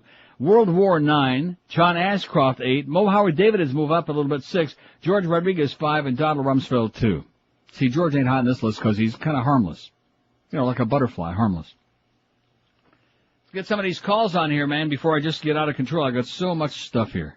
No ball game today, though, damn it. We got the Mad Dog from the Masters. Anybody interested in golf? No. Well, I sure hope not. Oh, man. We got golf all week. He's up there with all them rednecks. Hootie Johnson in that crowd. Perfect match. 567-0560, pound 560 on the AT&T and Verizon wireless line. And Hank at the Miami Arena. They must have naked pictures of somebody for him to be doing his show over there. Talk about a lame duck. Well, what's the point? Right. What the hell is that for? I don't get it. Maybe somebody slipped him the Mickey. WQAM. Hey, Neil, how's it going? Yes, sir. How you doing? Your book, since the ratings book is coming out, it seems that your criticism of Howard David gets worse. Wants to help his book out a little bit? So people listen to him and hear the response? No. Let me say it again. No. It's got nothing to do with ratings. It has to do with the truth, which obviously, sir, is something you're too much of an emotional cripple to deal with. If he gets a 1 share, we'll be disappointed that it's that high, okay? 567-0560. Now, that was a great call. That's the only call I've taken so far today. I just sat here rambling on for an hour, and this guy, that's the best this audience can do here in South Florida. You're so lame, man. You're lame. Wouldn't you think we'd have a whole bunch of people? I think Sodom's dead. Look at that. We did it. And the 2 sons. Something. You and Mo, just for ratings. You're an idiot, sir. You're a moron. A moron. Like, I would sit here and waste my time. Like, see, there's a whole segment of the audience that doesn't believe it. They think it's shtick. I guess they haven't met him yet. Or I guess they haven't talked to anybody else inside the building. I do mean anybody else inside the building. If he had a 0.5, I'd say, God damn, it's too high. WQAM. I'm lost. WQAM. Hello. Booga. WQAM. Art Bell wannabe. Oh, brother. 567. We're not going to have one real call today, are we? Doesn't look that way. Doesn't look too promising to me. There isn't one person here in South Florida, a bastion of stupidity, man. What did I tell you? Sitting here, I'm on top of the world. If I could hear something, I'd really be dangerous. And after that one unbelievable hour, at least I was pretty entertained by it. This is the response from a bunch of know-nothings, from a bunch of butt plugs? God almighty, do we hate this place, huh? Do we hate this place? Yes. We despise it like poison. Not as much as Mo. Like pesticide. WQAM. Good morning, Neil. How are you doing? Okay, sir. Yeah, you're right. It's just, it's a wasteland down here. Hey, it's pathetic, man. I speak to you a bunch of times, and I drive my cab, and, some people you can talk with, you can deal with, and even the people that are leaning towards your way of thinking, to the way you believe, they just don't want to do anything. You talk about the goose stepping. You talk about Halliburton not living up to their contract with the porta potties and everything else, and nobody knows anything. They're put on blinders. They don't want to know. Even if they're against the war, people don't want to know anything. They want to walk through life with blinders. Amen. Neil, keep on doing what you're doing. Thank you for at least making my mornings good. I'll tell you what I'm doing, man. Thursday, April 10th, I'll be running right to the bank with a big check. Okay, good for you. You deserve it. That's what I'm doing. Have a great day, pal. And give that guy a big tip, okay? He's driving a cab. Boy, how'd you like to do that for a living in this town? Oh, I feel for you, man. Anybody else has to drive for a living in this town, we empathize, we sympathize, we're grossed out by the thought that anybody has to survive the lunatics on the road in this town. Good luck to you. You'll need it. Here's an interesting fact. What I fear the most, being poor when I'm old. That's a good one. We're not putting it on there, but that is a good one. That is a good one. Especially the way things are going today. Uh-huh. The way the things are going today, and of course all of this phony baloney, these machinations on the market now, all based on the knee-jerk reactions to how the war in Iraq is going, has nothing to do with the economy, which is in the crapper. Employment is at an all-time high. I went through this yesterday. What's the point of rehashing it? It's depressing. Millions of people have lost their life savings, been ripped off by Enron and Global Crossing and a lot of these other phony baloney companies. Did he say Global Crossing? That couldn't be the one that Richard Pearl's involved with. Yes. 5670560. See, this is the thing that amazes me, is the people of this country are so poorly educated that if at 6 o'clock this evening, right before dinner, all of these people, Richard Pearl and Wolfowitz and Dick Cheney, they got on there and they fessed up and they said, we're all a bunch of crooks. We're in the whole thing that's going on now is based on money and the companies have got us by the balls and Halliburton and all of this other. The public would still, the polls wouldn't change 2%. Because the public can't relate on that level. All they can relate to is Saving Private Jessica, that kind of stuff. Here's the bulletin board with all these brave young people over there in Iraq. Hopefully, by the way, some of them will come back alive. And there's an awful lot of this friendly fire going on, by the way, friendly fire. What an idiotic expression. It's kind of like lightly killed. It's kind of out of the same dictionary. Out of Roget's Thesaurus. Friendly fire. 3 more journalists dead. The war today, I think, is like, tomorrow will be 3 weeks. When they drop the first bombs, the bunker busters, on the palace. 3 weeks. Do you realize how many journalists have died in this thing already? I mean, during a long war, there aren't that many journalists, and I realize now we got the embedded, which it's not a good idea, is it? Not a good idea. But then again, how could we have the made-for-TV war without embedded journalists? 10 minutes after 10 at 560 WQAM, where we're highly radio-ish, and where the audience is highly stupidish. Man, are they pathetic today, huh? Just don't have no material, man. No material! Well, we got the Stanley Cup playoffs starting tomorrow night. No material. Call up Hank and talk to him about hockey. First of all, that guy that called that old codger, that old coot who's probably hangs out at the racetrack all day down by the finish line turning over losing tickets. That old guy, you know, what's he calling Hank about hockey for? He knows nothing about it. He hates it. He don't like it. See, we got a lot of lazy people on this station. Don't want to make the effort to go to a game, see? learn a little bit about it. Since they're supposed to be covering these things, actually even watch it on television. Watch it on TV. How many games, if you took, other than me and Geldy, if you took the whole staff of this radio station, other than me and Geldy, and put them together, how many hockey games do you think they've seen in their life? About 30, man. And that's an exaggeration. That's probably high. Not as high as some of those people, but it's pretty high. 11 past 10. How is it possible that I could be so good on this end and the audience sucks so bad on the other end, okay? Because they're trying to keep up. You can't keep pace, can you, huh? No. With this doddering old fag on the air. You can't do it. Losers. Hey, speaking of losing, how about losing some weight? Didn't I just do this spot? Boy, Phyllis, you really do a log like man, a log from hell. She is brutal. Don't mess with my log. I'll go to Greg Reed. Get out of here, Phyllis. Go terrorize the poor people who want a little drink of water. Can you see her supervising the water in Iraq? Ho-ho! Talk about people starving over there. That, you had a thimbleful. That's enough. Schmott the head. Wow. You have bodies laying from coast to coast over there. She was like doling it out. Anyway, if you want to lose weight, the safe, the easy, the delicious way, here's the answer. I've been telling you for a long time. It works. Balance for life. Great results for the beast. He's lost 60 pounds. And I feel we've saved his life. I really believe that. And he's even got a date now. I think he had to pay for it, but nevertheless. No cooking, no shopping, no cleaning, no worries, no calorie or carbohydrate counting. Just fresh, delicious goodies. And I'm telling you, if you tried to match the ingredients that they put in their meals, couldn't do it. Cost you a fortune, and the time it would take would be just unrealistic.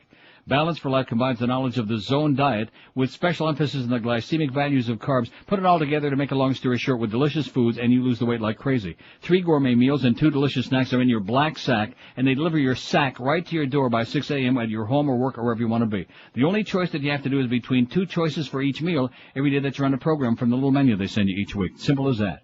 So if you want to lose the weight like the beast and like thousands of other people are doing here in South Florida and all over the country now, call Balance for Life, 954-568-3229. Forget about the fad diets. Forget about those dangerous pills. 954-568-3229, or check them out on the web at balanceforlife.com. Live and local. This is 560. The radio's all yours now. QAM. On. This week on NBC, it's the search for the most talented kid in America. Shake, shake, shake. Shake, shake, shake. Shake your booty. Shake your booty. Okay, she's horrible. One bourbon, one scotch, and one beer. We have found the worst singer in the world. I like big butts and I cannot lie. You're rocking on the stage tonight. When a girl walks in with an itty bitty waist and her arms in your face, you get sprung. The search for the most talented kid in America. I think you're possibly the worst singer in the world. Shut up, you bastard! Why don't we get drunk and screw? 1017 560 WQM. Our speaker is blown. If you blow too much, you're in trouble. No question about it. Our speaker's blown in here. I just mentioned this, and of course Muff just came in very concerned. He was very concerned. He's right on top of it. He's got the engineers running around, see if we can afford to trade one out. When in doubt, trade it out. Because we got all secondhand stuff in here. That'll be our theme song, Secondhand Rose. Millionaire contestants convicted. London, in one of the nation's most closely watched spectacles combining courtroom drama and celebrity TV. A British Army major, his wife, and an accomplice were found guilty yesterday of trying to cheat the TV show Who Wants to Be a Millionaire out of its jackpot prize worth $1.6 million. Judge Jeffrey Revlin called the attempt to defraud the show a shabby schoolboy trick. His sentence left the 3 defendants, Major Charles Ingram, his wife Diana Ingram, and college lecturer Tequan Widdock, anything but millionaires. The judge ordered that jail terms of 18 months for the major and his wife and 12 months for Widdock be suspended for 2 years. They were charged with procuring the exception of a valuable security by deception, meaning a check for £1 million or $1.6 million, but he ordered them to pay a total of more than $100,000 in fines and legal costs. You have now been shamed in the most public way, Revlin said. In this case, having regard to your positions in life, that must be in itself a severe punishment indeed. I don't think it is at all. They should have gotten 15, 20 years apiece. Didn't say how? I beg your pardon? They didn't say how they tried to. I don't remember. Yeah, well, they were like they had stooges in the audience. Is what they were doing. Stoolies. Here's a great fact. Since we'll take 1 or 2 more. I don't think it's going to be too promising. WQAM. Hello. Yes, sir. Yeah, I'd like to talk to Neil. You're talking to him, sir. How are you? On the Iraq business. I have just a couple of predictions to make. This isn't a war, this is a carnage. The real war will be after we supposedly take over, the fight between the Kurds, the Sunnis, and the Shiites. Yeah.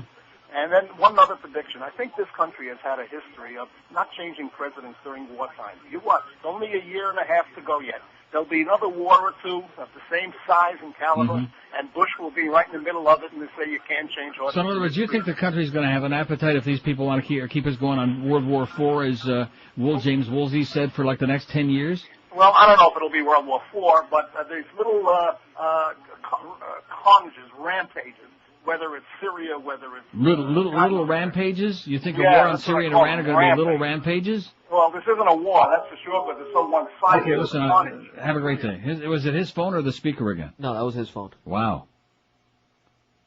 I think it's a plot. No, seriously, between the speaker being all screwed up and pitted. Did you ever hear of a speaker being pitted? No, don't even know what that means. Well, it's blown, okay? I mean, saying it's blown is gross, but it's pitted, which means that it's been driven too hard and it's effed, okay? It's bereft and deft and effed. And so listening to that call on that speaker on top of it was almost enough to open up my ear, but not quite.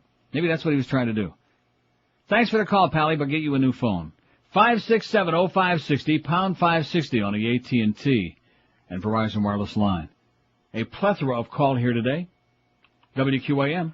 It's a conspiracy. WQAM. Yeah, Neil, so your argument is that no loss of life is worth getting rid of Saddam Hussein, who tortures and murders tens of thousands of people. Sir, let me ask you, how many dictators on the face of the planet torture and murder people? So don't do anything good, because if you don't do it all over the world, then don't do it at all. Is that what I said? When did I say that? You just said how many dictators Well, let me ask you something. How much money do you think it would have taken to bump off Saddam and his two sons? Really, if that's all we really wanted. We're going to spend $75 billion just for starters, plus we're going to be in there for a minimum of 6 months, which probably means 6 to 10 years. How many trillions of dollars is it going to cost us in the long run, or hundreds of billions? It wasn't just Saddam. He had a whole entire party, the Ba'athist Party. You had to remove the entire party. Then why are we supposed to be so excited about the fact that if he and his two sons were really killed, that we just cut off the head of the whole evil empire? Well, obviously that's a good thing. I mean, he was the head of the government. So what are we going to do about Fidel Castro that tortures dissenters and puts people in jails? What are we going to do about him? Well, again, like, if we work... What are we going to do about Pervez Musharraf in Pakistan, who's a dictator, who's a general who took over the government by military coup? What are we going to do about him? What are we going to do about communist China, where they have 1 billion people and they shoot people in Tiananmen Square if they protest too much? What are we going to do about every dictator on the face of the earth? How many American lives are you willing to sacrifice in order to get rid of all the evildoers on the face of the globe? Sir, I will not waste my time listening to your crap. Okay? He says his facts are screwed. He said tens of thousands of people a year Saddam murders.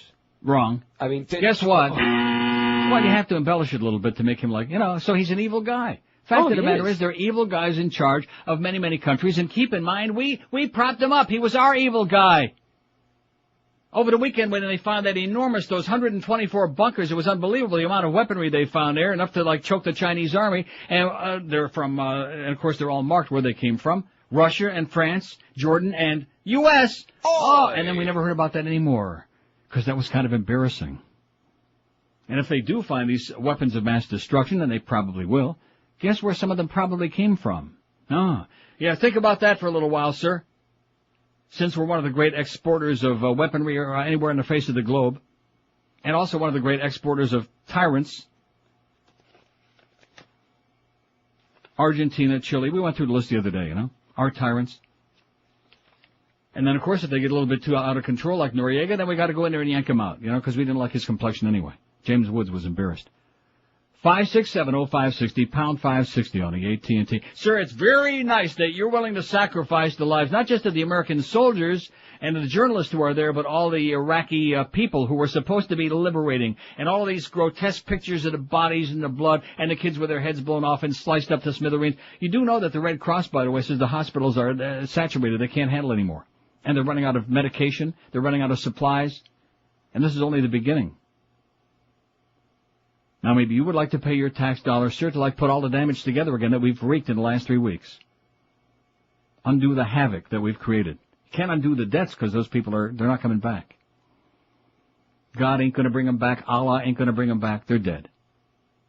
So it's very cavalier to talk about, sacrificing other people's lives in order to depose this one and depose that one. And I'll say it to you again. Somehow we managed Stalin and Khrushchev and all of those Farbissina left-wing, communists. But Stalin didn't kill anybody. Killed millions of his own people, sir. Millions. Not a few thousand like Saddam. Millions. Oh. Millions. Read a little bit of history, sir. And he wasn't suspected of having weapons of mass destruction. He had them. Zillions of them. Nukes. You name it, he had it.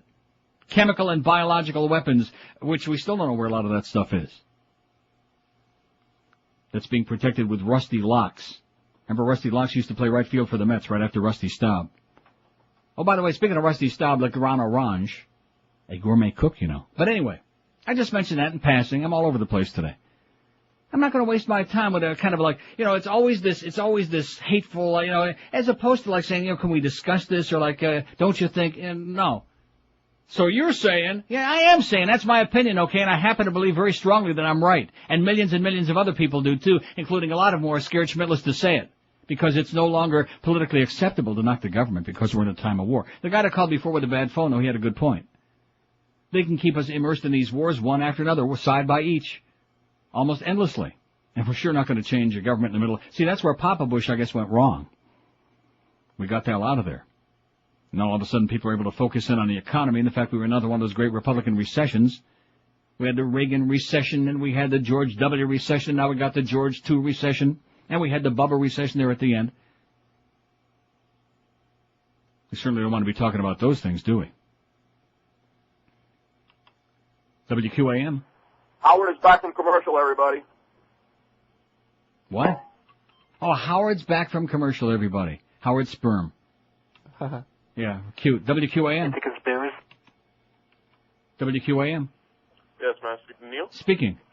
Hey, Neil, I don't agree with the war either, but I think, that we should do something about it. I mean, we should do something about what? Those people are wrong people, they're doing wrong things to other people, it's not... What right. People are doing wrong things to what other people? What are you talking about, sir? Saddam is doing wrong things to his people, you know? It should be stopped. I mean, that's what we're trying to do. I personally think we're never going to find them. That's what we're trying to do? You really believe that? I personally think we're never going to find them. We're wasting our time. I'm not talking about whether we find them. You really believe that that's why we're there because Saddam was doing bad things to his people? Yeah. How come in 1988, when they poisoned the Kurds with a poison gas, how come we didn't do something bad to him then? The only time we did something about it is when he invaded our oil friends in Kuwait, and then we did something about it. We went in there and got him out. We're there for the oil. In addition to which, if he was such an evildoer, how come we left him there after the Gulf War won, huh? If he was such an evil guy. He wasn't any less evil or dangerous. We're definitely there for the oil. I mean, that's what we really want. I thought you just got through telling me we're there to get him out because he does such bad things to people. Well, that too, but, I mean, it's pretty much never going to end. Sir, let me ask you, do you feel that he's a danger to the United States or Britain? To the United States? That guy's not a danger to the United States. Okay, thank you. 27 past 10 at 560 WQM. Here are more great deals for you from Tom Lehman and Joe Prieto of Hallett Pontiac GMC. Neil deal number 1. Get 0% financing for 60 months on every Pontiac or GMC in stock.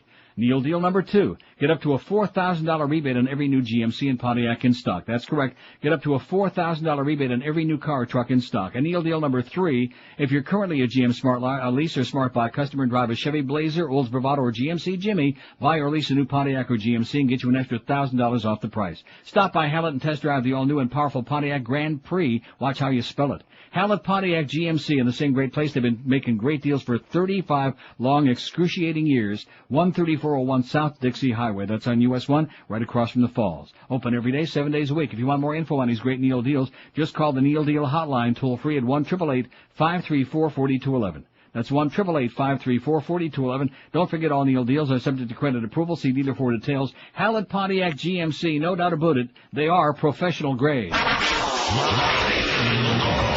We're Sports Radio 560 QAM. Dick in the White House? This is an Action News update. We now bring you Saddam Hussein live. I was so scared after hearing the bombs go off that I crapped my pants. More after this. 1031 560 WQM. Happy Tuesday to you. Although these people don't sound too happy today, do they? Okay, commercial's over. Let's go back to Howard Sperm now. Isn't that interesting how some of the people in this country have sold out? Everything that they believed in or professed to, so obviously they couldn't believe in too hard. This is pretty interesting. Charles Pena, Senior Defense Policy Fellow at the Cato Institute in the Chicago Tribune, writes, the Defense Department claims 12 nations with nuclear weapons programs, 13 with biological weapons, 16 with chemical weapons, and 28 with ballistic missiles as existing and emerging threats to the U.S. But only one of these countries sits atop the second largest oil reserves in the world. I just mentioned that in passing. And also, thanks by the way, Tom, for faxing me this, Enron Corporation signed contracts with GOP consultant Ralph Reed worth more than $500,000, the FEC has disclosed in the ruling. The Federal Elections Commission. Enron paid Reed, the former Christian coalition leader, about $300,000 before the energy company's collapse. The payments came to light as part of an FEC inquiry into whether Enron's hiring of Reed was a sham designed to disguise an in-kind contribution from Enron to Bush's presidential effort. The FEC said the evidence indicated that the retention of Reed's company was a bona fide deal and not designed to hide a contribution to Bush. Well, thank God for that. Thank the Lord. Because we wouldn't want Ralph Reed, a good Christian like that, be doing anything sub Rosa. Remember Rosa?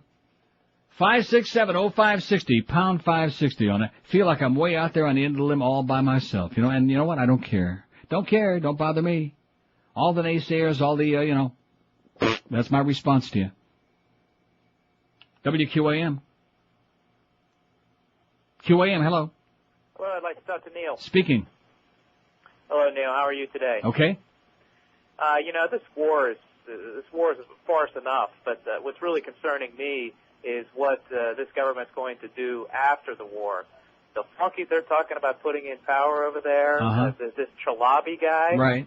I mean, this guy's as illegitimate as could be. Right. Let's talk about James Woolsey putting in that right. That's right. information. It's absolutely ridiculous. I mean, I hate to give credit to any member of the Bush family, but I think that President Bush did the right thing, containing Saddam, a weak Saddam, but still in power.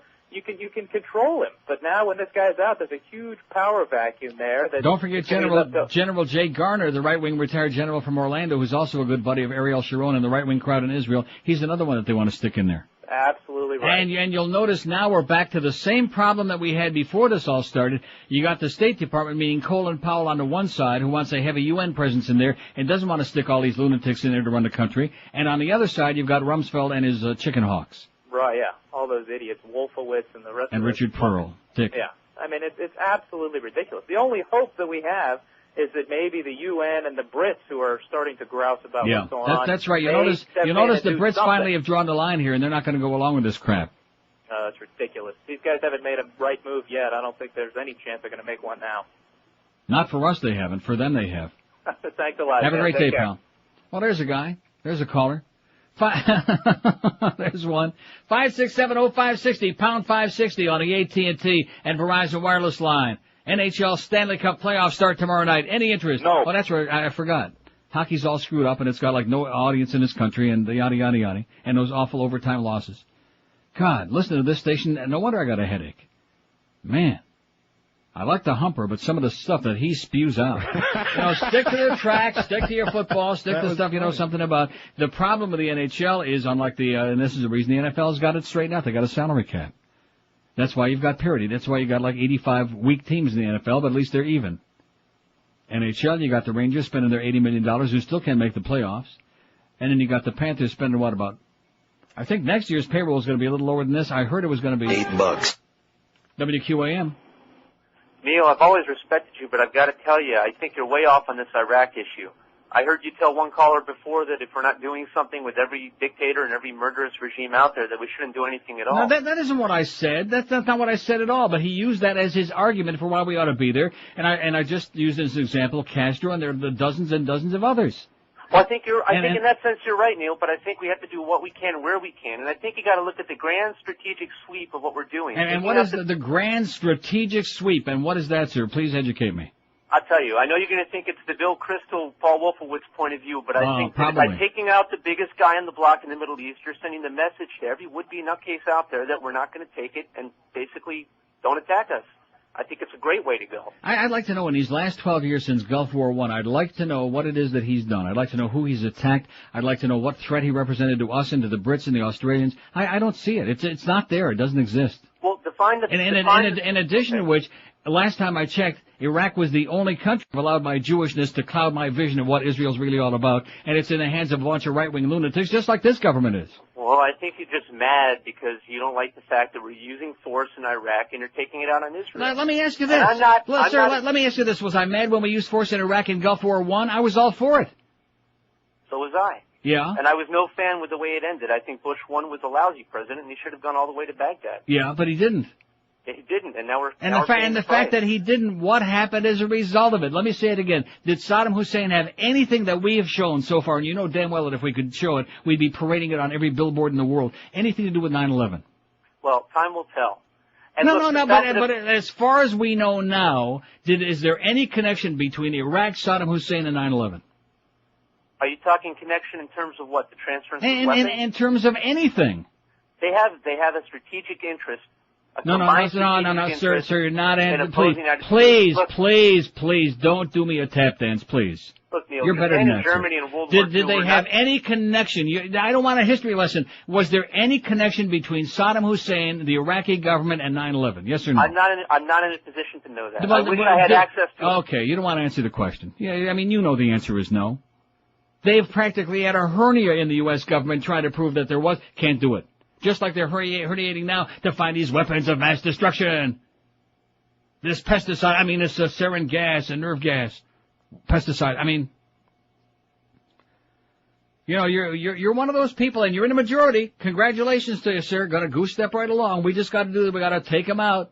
He's an evildoer. You're buying right into the bullcrap from a bunch of stupid and very dangerous people. Well, they're not all stupid, devious and dangerous and dumb, as in the president. But surrounded by dangerous, devious people with their own special interest at heart that got nothing to do with liberating the Iraqi people. Just keep in mind, it was about regime change. No, it was about weapons of mass destruction. No, it was about Operation Iraqi Freedom. Oh, that sounds so good. Oh, doesn't that sound great? How can anybody be against that? Liberation by elimination.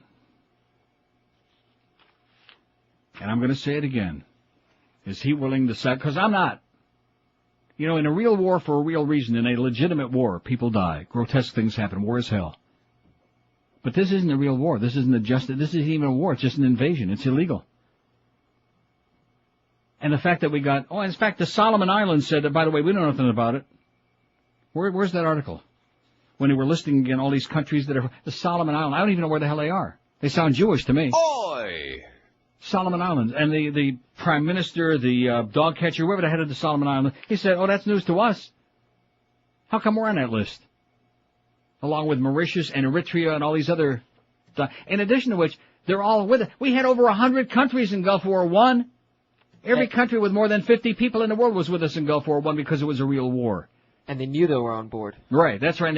And they weren't keeping it a secret. They didn't say, don't tell anybody. We support you, but don't tell anybody. Come on. Get serious. The overwhelming population and the overwhelming majority of the countries on the face of the globe are opposed to this insanity that's going on right now. And these people, it's a free country. I'm delighted to hear from you, but you can continue trying to rationalize. You're not going to convince me. And this last guy, how many chances did I give him to answer the question? I didn't hang up on him. I'm always accused of that. He disagreed, fine. He was articulate. But he wouldn't answer the question because he didn't like the answer. He didn't like what he knew was the answer, so he resented the question.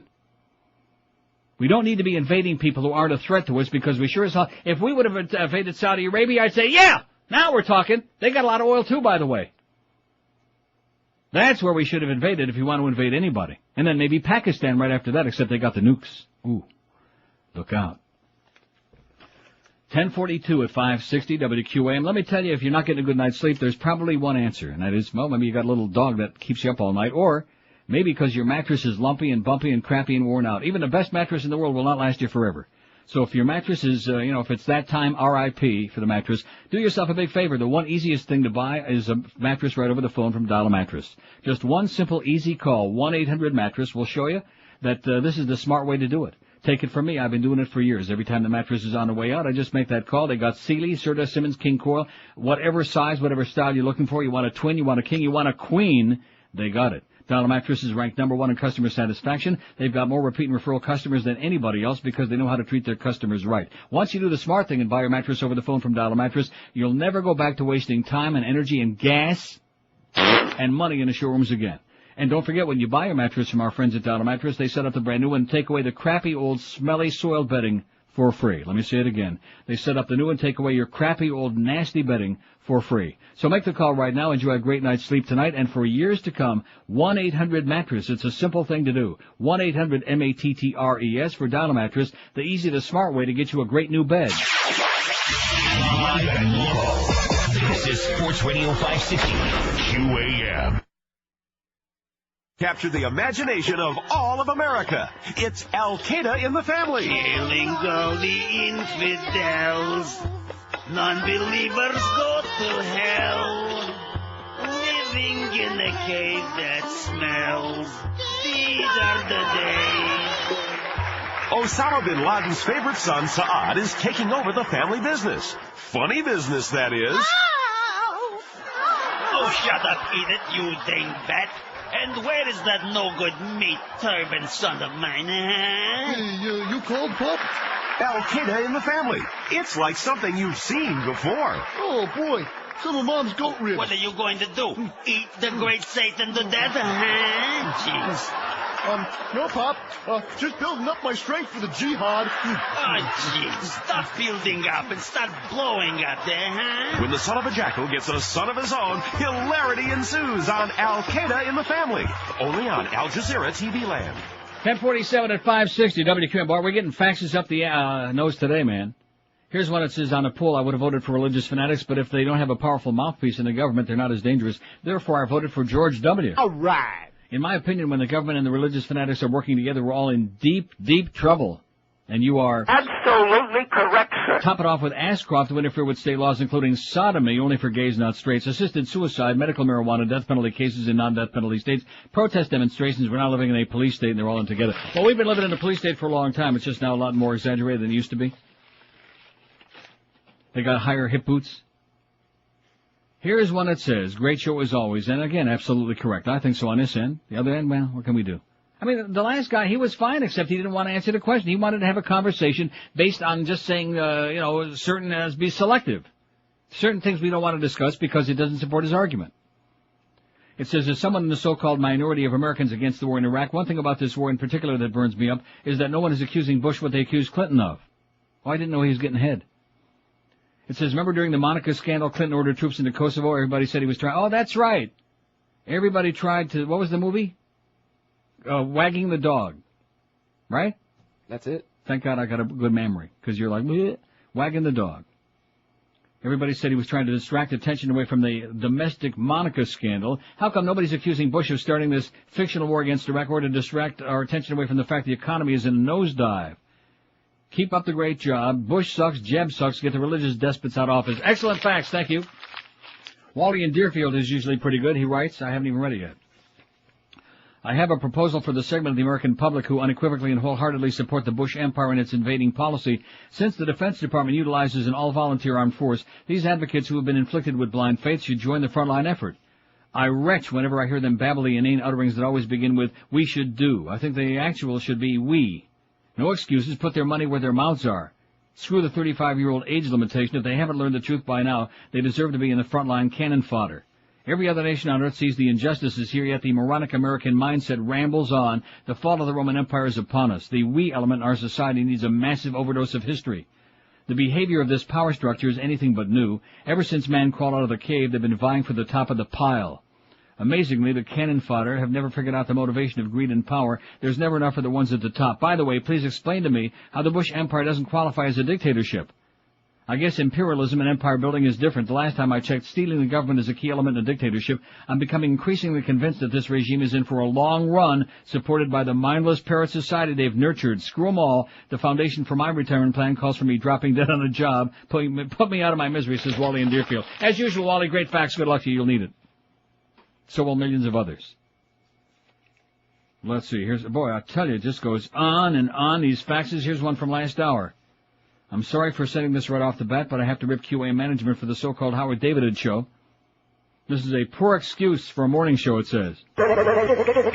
Twice this morning I clicked over to 560. Both times all I hear is Howard and Geldy crying about how late the basketball game was last night. Somebody tell these two to grow a pair and stay up till midnight every once in a while to watch a major sporting event. After all, they're supposed to be sports personalities. Howard said he stayed up, but the way he carried on it was evident he didn't. He probably saw highlights this morning while straightening his wig and read the paper as soon as he hit the studio. The old cocker hit the early bird at 5 and is snoring by 8. And Goldie needs to butch up, especially if he's trying to work for ESPN Radio. He can't butch up, don't you get it? Not if he wants that job. We don't mess with the Mo-Meister. And to continue with your management, well, this is just rambling on. I think the Neil Rogers Show should be broadcast from the NHL playoffs and the Stanley Cup Finals. Right.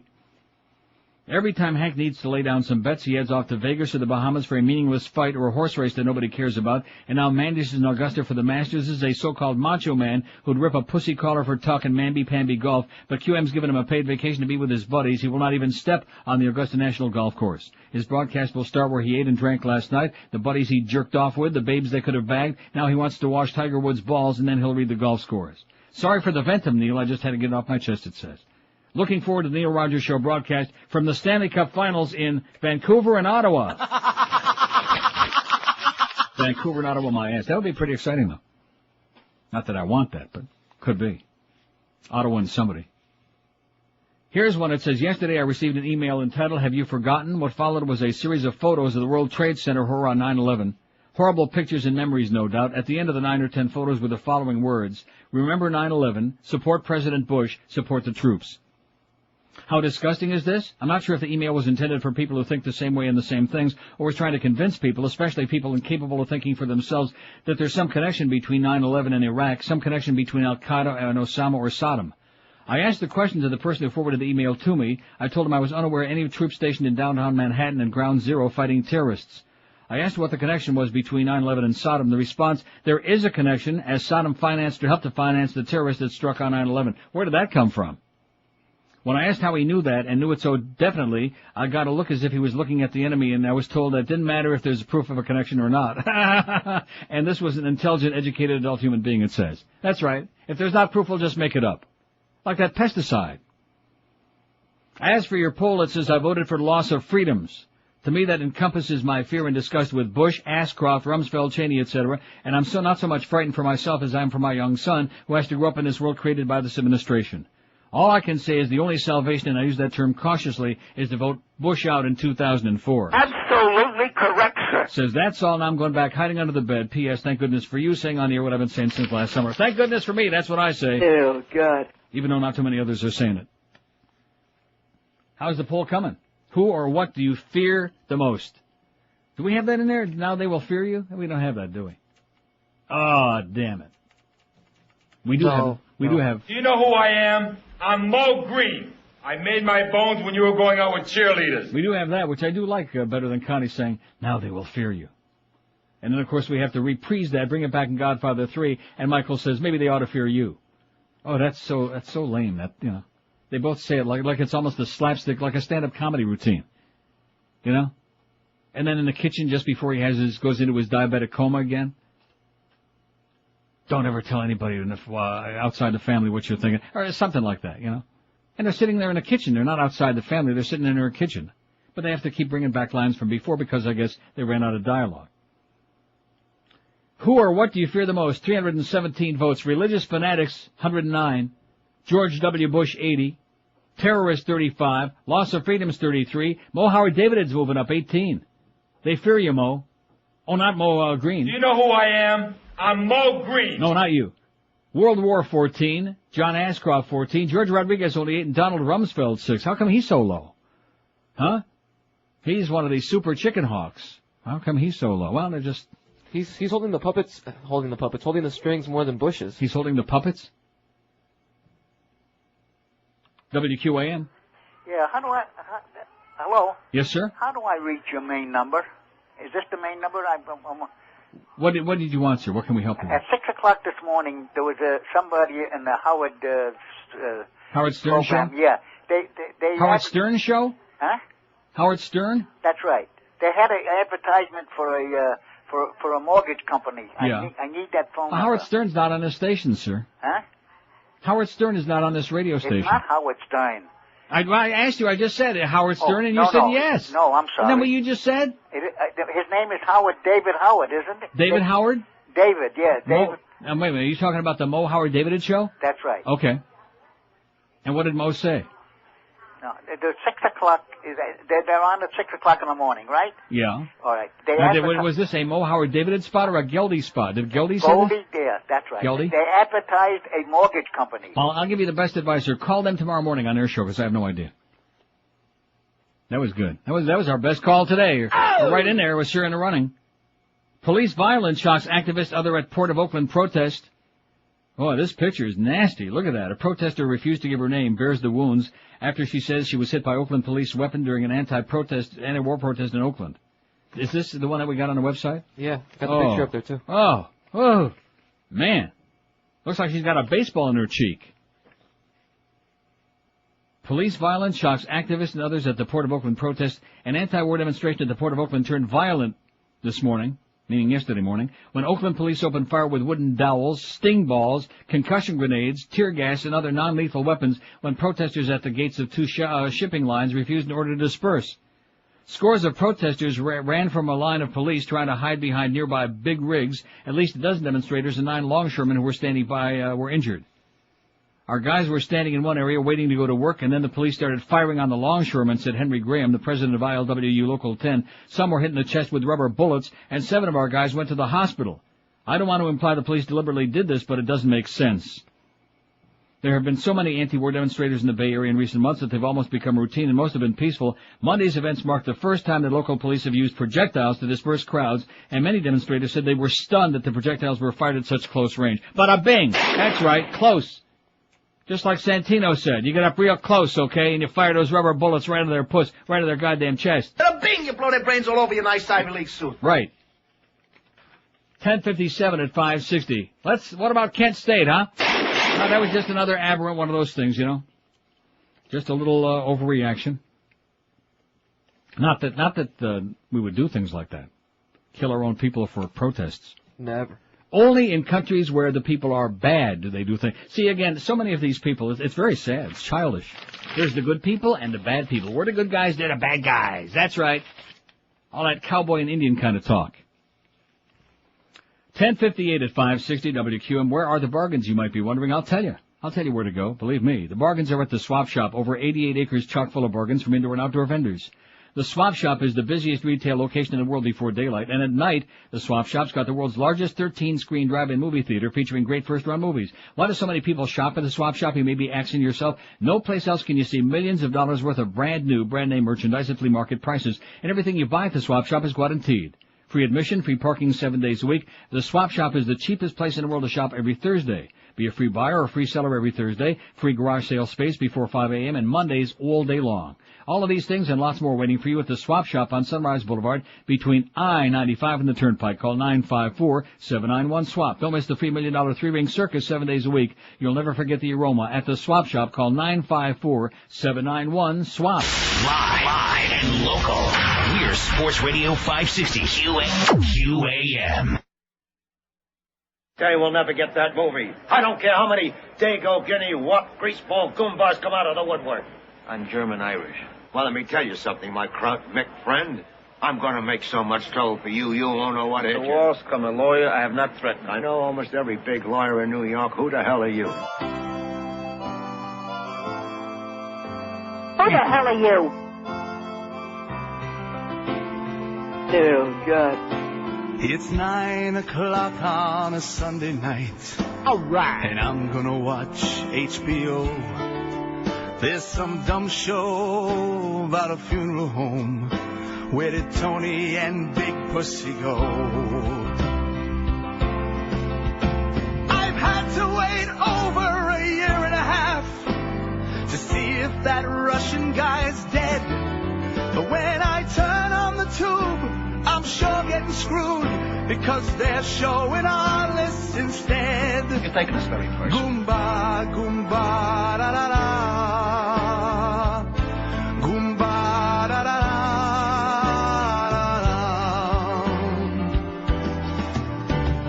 Where the hell are the Sopranos, man? I've waited too long for this thing.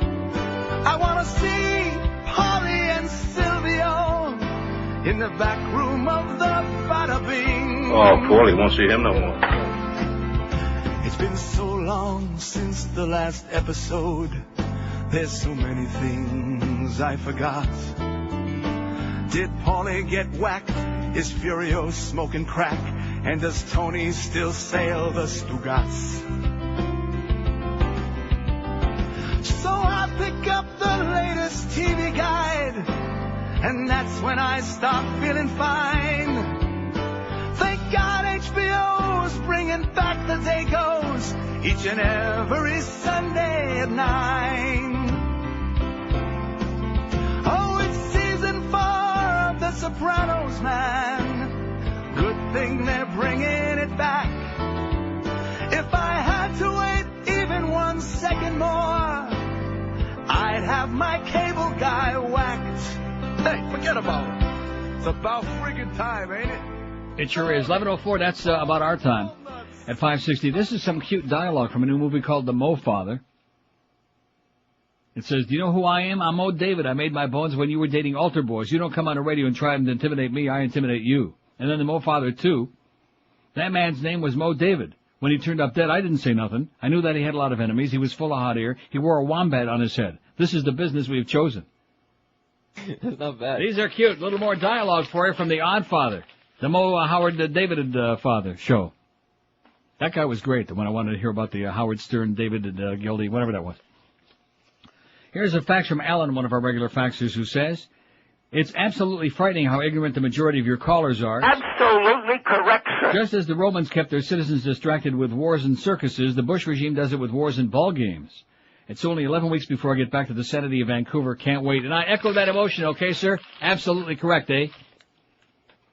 Fine. Look at the screen list, not a call on the board. You know, there's something very, very, very wrong here. There's something wrong over here. Do you believe this?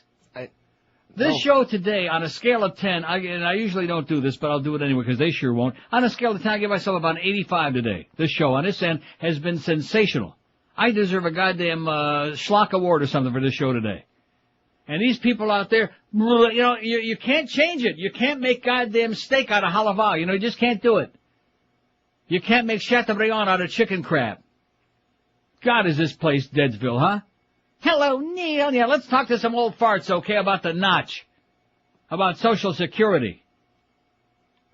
And thank goodness they're going to be using all your Social Security to pay for war against Syria and Iran and North Korea and everybody else we don't like the way they look, and China, Canada, Mexico. They didn't go along with us either.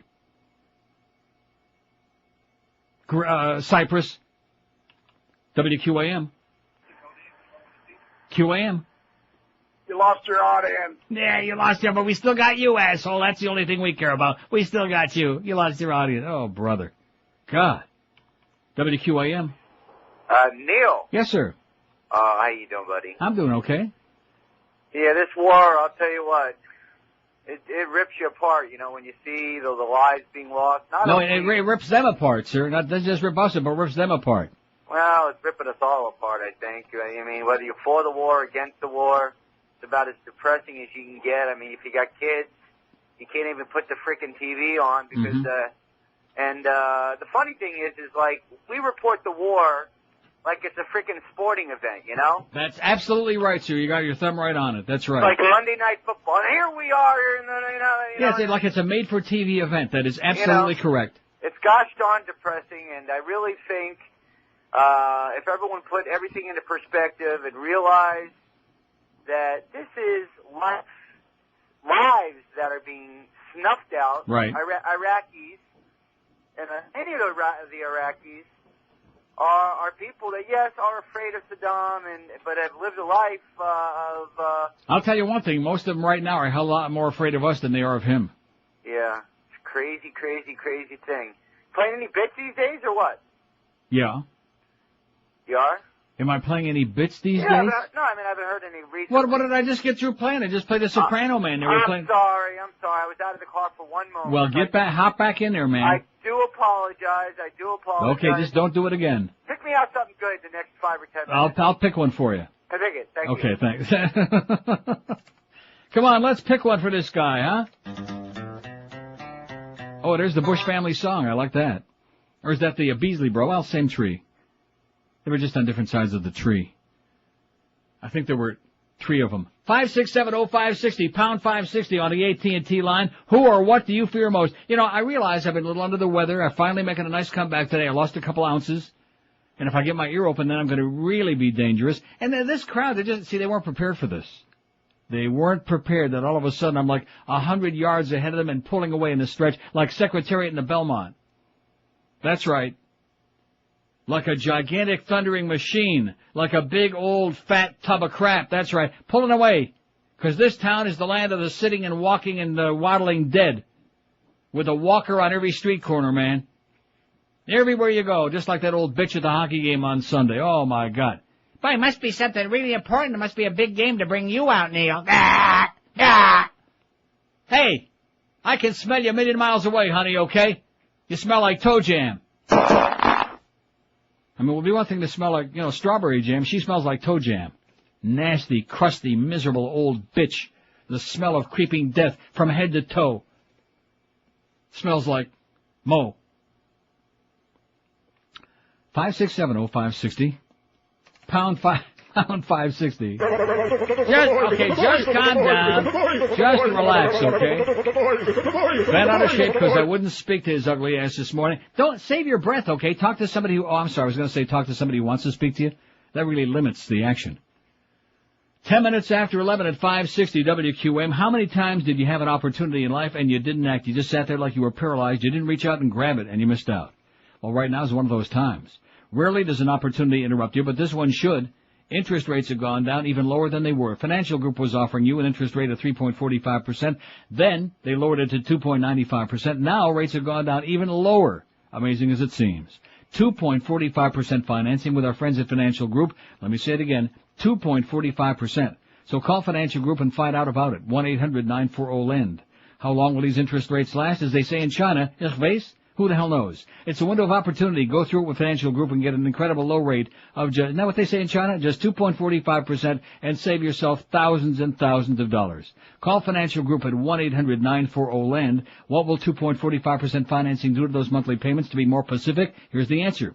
A $200,000 loan costs you only $786 a month. A $100,000 loan, you pay only $393 a month. Amazing. Do it now. Call Financial Group toll free at 1-800-940-LEND. That's 1-800-940-LEND. They're an equal housing lender. Credit restrictions do apply. Rates are subject to change without notice. 5.34 APR. My and local. This is Sports Radio 560. QAM. Drug whose name says it all. Zydefax. Finally, a prescription medicine that always gives you more than you'd expect. Zydefax. Isn't it time you experienced Zydefax? May cause loss of blood, loss of hearing, loss of virginity, vertigo, impetigo, impotence, imprisonment, shrinkage of the genitals, enlargement of the genitals, softening of the brain, softening of the stool, loose stools, bar stools, toadstools, huge prehistoric bats swooping out of the sky and eating your dog, halitosis, Halle Berry, beriberi, Barry Manilow, rectal bleeding, rectal numbness, numbnuts, chest pains, hunger pains, dry mouth, cotton mouth, large mouth, small mouth, hell mouth, or death. Zydefax is perfect for everyone. Not intended for women who are pregnant, women who are men, men who are pregnant, children with dogs who are pregnant, the elderly, the young, kitty cats, Steve Perry, tadpoles who are pregnant, and pregnant pauses. In disclaimers like these. Ask your doctor or pharmacist about Zydefax and find out if it's responsible for the mysterious pustulant growth under your left armpit. Zydefax. It's 11:15 at 560 WQM. Have we had one lady caller today? No. I don't believe so. So I guess the ladies of South Florida aren't concerned when they see the pictures of all these people being blown up, young American soldiers and Brits, and all these young babies that are being dismembered and sliced up. I guess that they don't care about these things. One way or the other. Not one call, not one fart, not one blurb, not one greps, nothing. This is South Florida, ladies and gentlemen, where we absolutely do not care enough to send our very best. This is Hallmark in reverse. It's like the sausage shop where we care enough to send our very worst. That's right. I'd like some good bratwurst though. Oh, God. Seriously, in Cologne and in Berlin, they serve the bratwurst on like little buns that are about half the size of the long bratwurst. And the bun, and you hold the thing in the middle. So when you're doing the Atkins, you don't want to eat the bun. The bun serves as a holder, and you smear a little mustard on your wiener, and you just eat it around a bun. You just throw the bun away. It's great. There's nothing like those German buns. 5670560, pound 560 on the AT&T. Rectum. And Verizon Wire. Oh, that's right, I forgot they're bad guys again. They keep lapsing into that. Well, the French, they're always bad. WQAM. Hey, Neil. Yes, sir. I'm done with the media. Each You're network done? just keeps sliding more and more to the right. Yeah. I finally got back online this weekend, so at least I can hook up with your links to CBC and BBC and all that. I'm glad you mentioned that. I want to put a little CBC on here in a minute. Two things that the media I haven't heard in weeks. One, where's Bin Laden? And two, how come nobody's chasing the money? Oh, by the way, Bin Laden just released a new audio tape today. I mean, next week with taxes, if somebody misses a decimal point, you're going to be hearing it for 7 years.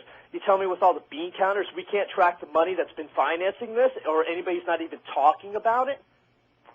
We're worried about post-war Iraq, man. We're worried about setting up the new business. I mean, the new government, the new military. Well, I appreciate your format, and I know there's a lot of idiots, and you know a lot of people just can't make it to the phones, too, though, you realize. I know. Listen, most of the people who can make it to the phone shouldn't. Have a great day, pal. Hang in there. Thanks, Neil. See ya. Boy, that's a nasty... When did you put that picture up there? Where'd that come from? Oh, that was part of the War Images link yesterday somebody sent us. Ooh. Yep. War is not a video game. War is not a movie. Real children really die. These pictures are a glimpse of the real face of war, and it's on our website if you got a strong stomach. Oh, God. While this Iraqi girl appears to be alive, the liberty and better life we are bringing to her country at any cost has cost her a foot and may cost her young life. And she's still alive, which I don't know whether that's a good thing or a bad thing, to be honest with you, in that shape. No, they're just numbers on a page, man. We got to get them before they get us. God. What a bunch of mindless morons. See, this is one of the reasons they don't want education to be good in this country. God forbid that the people might get smart. Then they're dangerous. They learn something about history, learn something about civics and about their government. What the hell happened there? I don't know. I heard a... Uh-oh. Oh, there it is. Scared the hell out of me. CBC News World. Trusted, connected, Canadian. So Canadian, eh? Let's go. Let's get with it. So long for now. So long for now. Oh, it's just the end of the newscast. Well, that ain't gonna cut it. That was the end of the newscast? Well, that was him, whoever that guy was. One of those Canucks.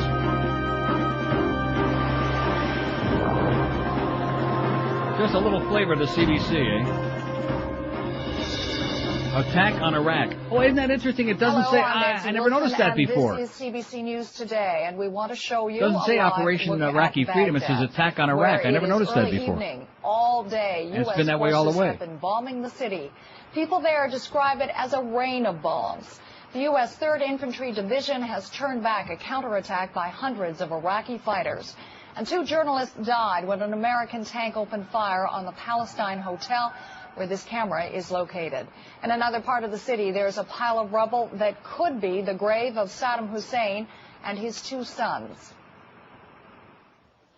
A U.S. aircraft dropped 4 so-called bunker buster bombs on a residential complex just 45 minutes after a tip from the CIA that Saddam was inside, meeting with his sons Uday and Qusay and several top advisors.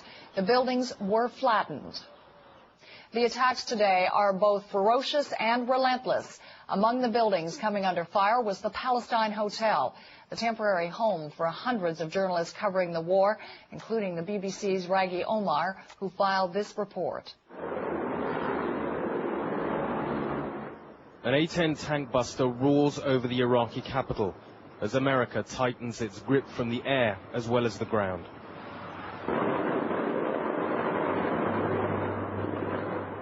It comes back again, blasting this ministry building for a second time.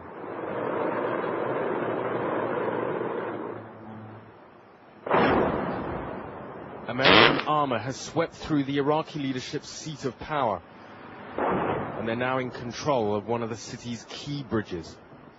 The American forces are pushing on relentlessly. They're continuing to take ground and pounding defensive positions. And given the fact that they seem to be coming up against hardly any resistance, it seems that everything is theirs for the taking. The offices of Arabic satellite channels, including Al Jazeera, were hit, seemingly by an American warplane. Hours later, an American tank fires at the Reuters news agency in the Palestine Hotel, where all Western journalists are based. The Americans say they were responding to sniper fire, but dozens of us were on the roof of the hotel, and none of us heard any gunfire at all. We tried desperately to get medical help for our colleagues, but in these series of attacks, several journalists have been killed and wounded. How do you like that, huh? Oh, I'm sorry, we're not supposed to put the truth on here, I forgot. Attack on Iraq, I like that. Since it started, the logo on CBC, I just never paid attention to the difference. And, of course, you notice the difference in reporting right there from a guy who was right on the roof when the shooting started. Let's get those journalists, baby. That's why that's bad. They heard that there was no sniper fire. Yeah, that's right. That's why we like to shut them up, because they can give you the real story of what's going on there. As opposed, of course, to the cheerleaders with the pom-poms who are like embedded, you know what I'm saying?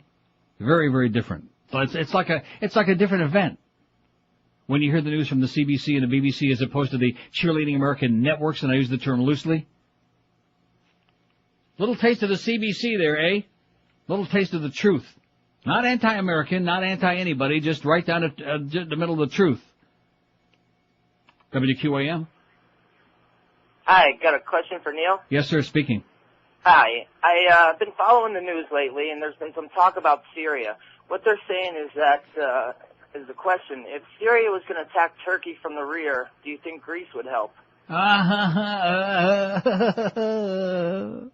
Rectum. There's an American for you, baby. There you go. What's that gorilla they got on Passions, that old Mrs. Wallace's nurse? Yeah, they got a monkey now that's her nurse. Well, that's because Beth is busy plotting to kill Sheridan and her baby. What do you got to understand? You never did see Sheridan, did you? See, you and George, I'm telling you, if Sheridan isn't one of the most beautiful women in the world, blonde, she is just amazing looking. Oh, that's right. We don't want to watch Passion, so it's a soap opera. It's not a soap opera, it's a comedy, it's a satire. That's okay. You watch the crap you want to watch. You keep watching the funny papers. I used to watch Days of Our Lives until one of the people got possessed and floated off the bed. And yeah, they started with all that crap. And also, what's his name? I don't watch that show. Years ago I did. And isn't it interesting? They brought the guy back who used to be the farmhand, and now he's John or somebody. He's like a different character. Like the audience has got Alzheimer's or something. Just ignore it. Wait till they bring McDonald Carey back. And what's her name? She's still on a show, by the way. Alice? How old is she? 100. God, I must have been watching that a long time, that show, because when I started, I was... About 30, man. WQAM. Hell, how's it hanging? How you doing, sir?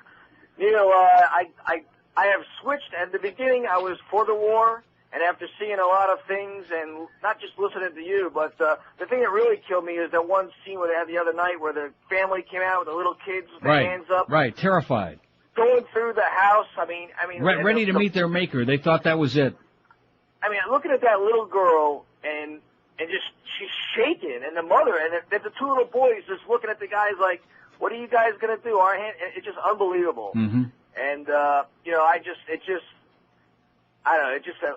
I'm not almost that song ended up being ashamed to be American. I'm not totally ashamed, but it makes you think, where are we going to stop with this? Just partly ashamed so far. Just partly ashamed. And, I was curious. I know you're always ripping on Randy Rhoads and the radio.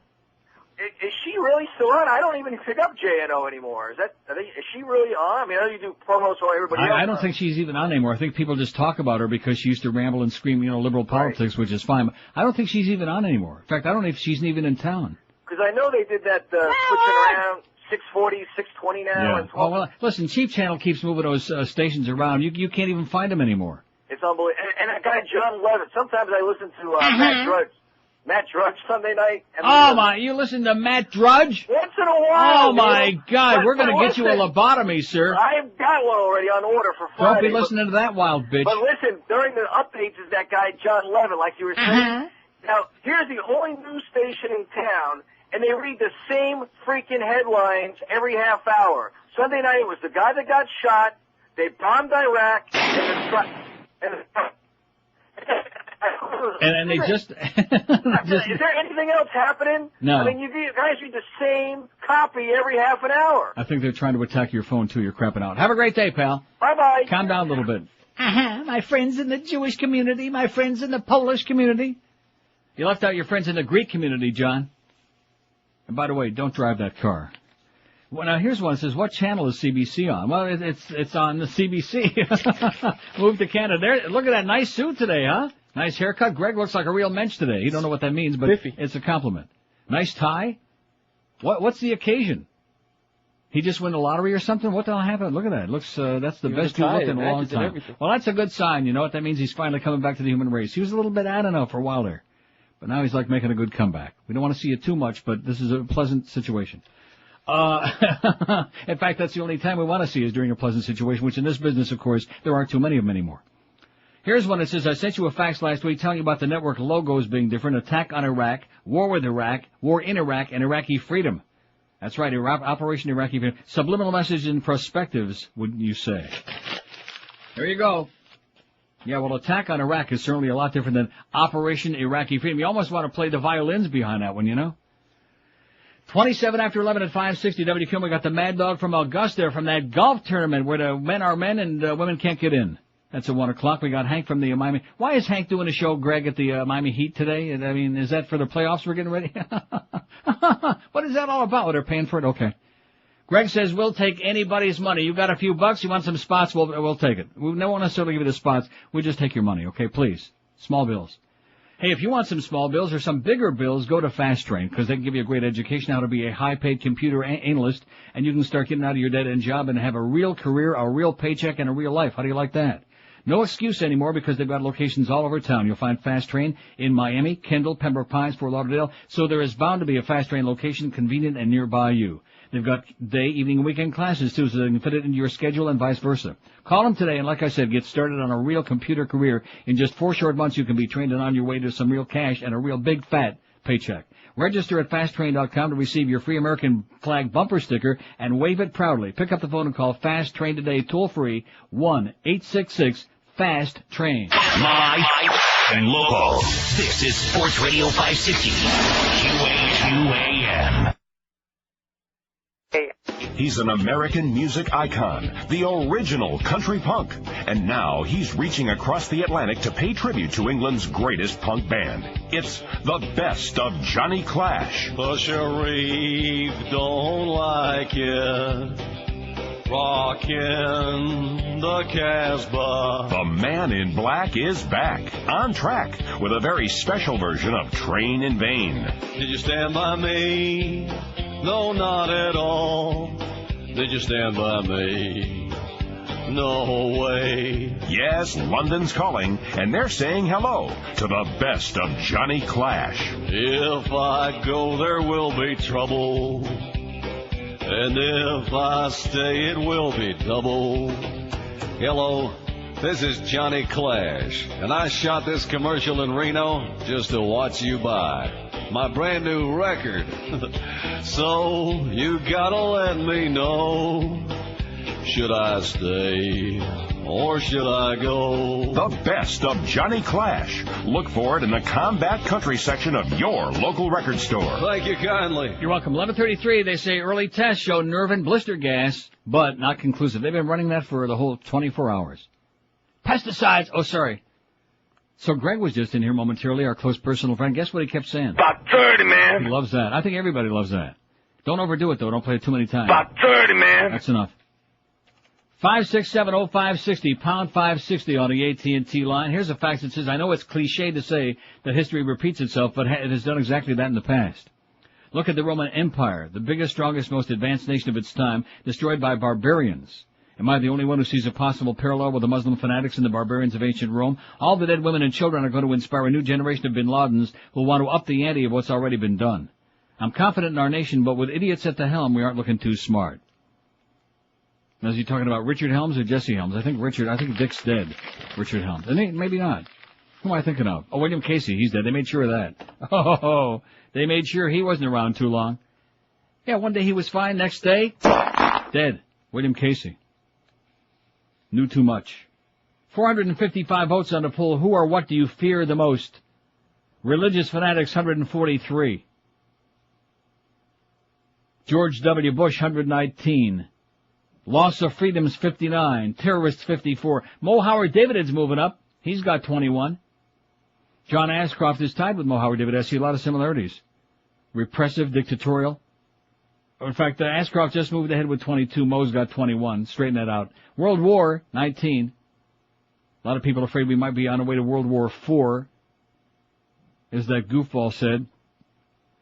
Former CIA Director James Woolsey, who wants to pull the Woolsey over your eyes, man. Over there eating halava with Ariel Sharon, plotting all kinds of evil things. George Rodriguez, 13 votes, and Donald Rumsfeld, small potatoes. He's only got 7. About the only thing he said since the war started of any consequence, in fact, the last 2 years was anthrax. That was about it. That's all he said of any note. Good column by Paul Krugman in the Times today, New York Times Last Refuge. I'll get to it. Don't let me forget.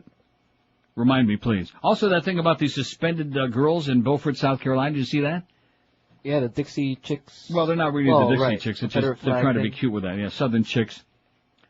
The suspensions of 35 high school students in this quaint coastal town, Beaufort, South. Is that Beaufort? Beaufort. I can't cotton to that stuff. I shouldn't have said cotton. Have made it the new focus of an old issue, the potentially offensive fashion statement made by donning the Confederate flag, which I see many of those on your pickup trucks down here, by the way, and I'm grossed out by it. Da-da-da-da-da-da-da-da-da. Come on, let's sing Dixie. Let's go. Da-da-da-da-da-da. Outrage over the suspensions last month of students who wore shirts with the flag sparked a protest march to a school district orifice and a roadside protest where students waved the Confederate flag and held signs proclaiming heritage, not hate. That heritage was hate. How about the swastika? I had no idea in the world anyone would be offended by this, said Brooke Armstrong, a 17-year-old Beaufort high student sitting in her family's home, overlooking the marsh and a dock where a Confederate flag snaps in the breeze. She's the Babbling Brook. Oh, she's not on anymore either, is she? Is she on Babbling Brook? Not down here. No, I mean anywhere? Is she in Palm Beach? I don't know. Somebody from Palm Beach, please call and let us know all your lineups up there. Plus you got new sports stations, all kinds of good stuff. Nobody cares. To Armstrong, the shirt is part of being a Southern girl, she says. I thought being like wild and loose was what being a Southern girl's all about. Loose as a caboose. Having one in the oven? That's bad, but it's true.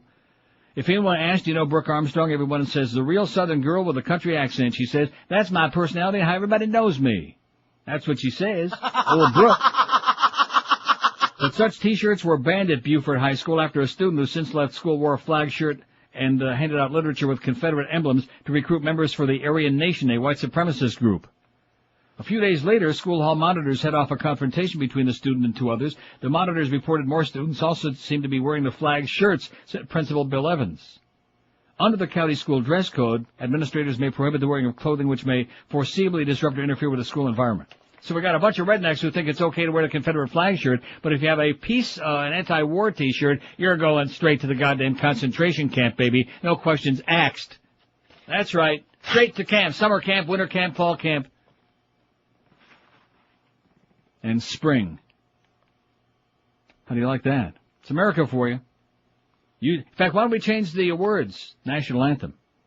The home of the used to be brave and the land of the used to be free. I like that. Yeah, I'm going to start singing that at the track when they play the Star-Spangled Banner. I'm going to bellow it out. Boy, thank God for my good buddy Dick Feinberg. Thank God for you, Dick. You're a great man. You're a great American, a great human being. A great Batavian. Whatever the hell he is. No, seriously, he's a good guy. He likes me. Nobody else likes me anymore. That's okay. Doesn't bother me. Nobody else likes me anymore. Carlos used to like me a lot till we started with these bedtime stories. Boy, that's a really gross thing we put on there on our website. But you know something good? That's what you need to see. And I've seen plenty of pictures a lot grosser than that, like those first 5 American POWs that got butchered. As if we didn't know this was going to happen. We knew it was going to happen. We know what we're dealing with. And we took these kids and we put them in harm's way like that, including some of the females, like Jessica, and the black girl, who we still don't know where those other 4 or 5 are. And people get offended at these pictures, and they say, "Oh, wait, you shouldn't be showing that." Yeah, we should be showing that. You should be tied to a chair. Every person in this country, especially the sympathizers for this butchering that's going on, for this illegal invasion, they should be tied to a chair and have their eyelids propped open like in A Clockwork Orange with toothpicks to make sure that they have to look at every one of these images. And should be subjected, so you can see that it's real. It's not just a made-for-TV movie, goddammit. Were such like they did not comment. The vibration watch resulted in because it made some people take shelter. Well, there's one of the Herb TV stations. Finally, they put on CNN a little of the picture and audio. But just a minute or two from CBC I put on here, there's the real story of what's going on. And of course, whatever we need to make up to be expedient, we were only shooting because we were responding to a sniper fire. There wasn't any sniper fire. The journalists were there on the roof. They heard nothing. There was no sniper fire. So let me say it again. Like that British soldier was psychotic about the trigger-happy Americans with all this friendly fire. Remember that story the other day? Yep. Cowboys. Cowboys. Well, why the hell shouldn't they be? The president's a cowboy. Why shouldn't we have soldiers being cowboys? Tragic. I mean, supporting our troops does not mean putting them in harm's way, putting them in situations where we know that a lot of them are going to be butchered for an unjust cause that we still can't really define. Well, is it those weapons of mass destruction? Is it regime change? Is it freedom for the Iraqi people, liberation by decapitation? What is it really, when you come right down to it? Every couple of days we have to change the name of it so we can keep selling a goddamn crap. It's like a snake oil salesman, that's what it is. Peddling bullcrap to the public. Not selling too good around the rest of the world. Selling big in America. Because the American people are really smart. Like Fredo. That's right, they're like Fredo, not dumb. They're smart. Where the hell is that thing? I can handle things, I'm smart. Not like everybody says. Like dumb, I'm smart, and I want respect. And of course, for respect, you know who we need to go see, don't you? Don Corleone. Right. 19 till noon. Well, I'm getting carried away here today. It's a good thing I am, because the audience, like, wake up and sniff the daffodils, you la-la heads down here. Your brains are fried from being down here too long. Wake up and sniff it. That call with Hank yesterday, that frosted my ass. We're just a couple of days from the Stanley Cup playoffs. Seriously, how many minutes of the Stanley Cup playoffs do you think, other than me and Geldy, the entire radio station will watch during the upcoming playoffs? That goes on, by the way, for 8 solid weeks. In those 8 weeks, how many minutes do you think the staff will watch? About 30, man. Yeah, that's exaggeration. You gonna watch any of it? No. I'll watch probably 20. The championship and maybe the conference championships too. Really? Yep. Always got to be the oddball. 18 till noon at QAM. Hey, if your carpets look and smell and feel not too great, if they're schmutzy, in other words, as they say in Hungary, here's the answer for you. If your carpets are from hunger, make them look and smell and feel just like brand new. I know it sounds too good to be true. I'm not exaggerating.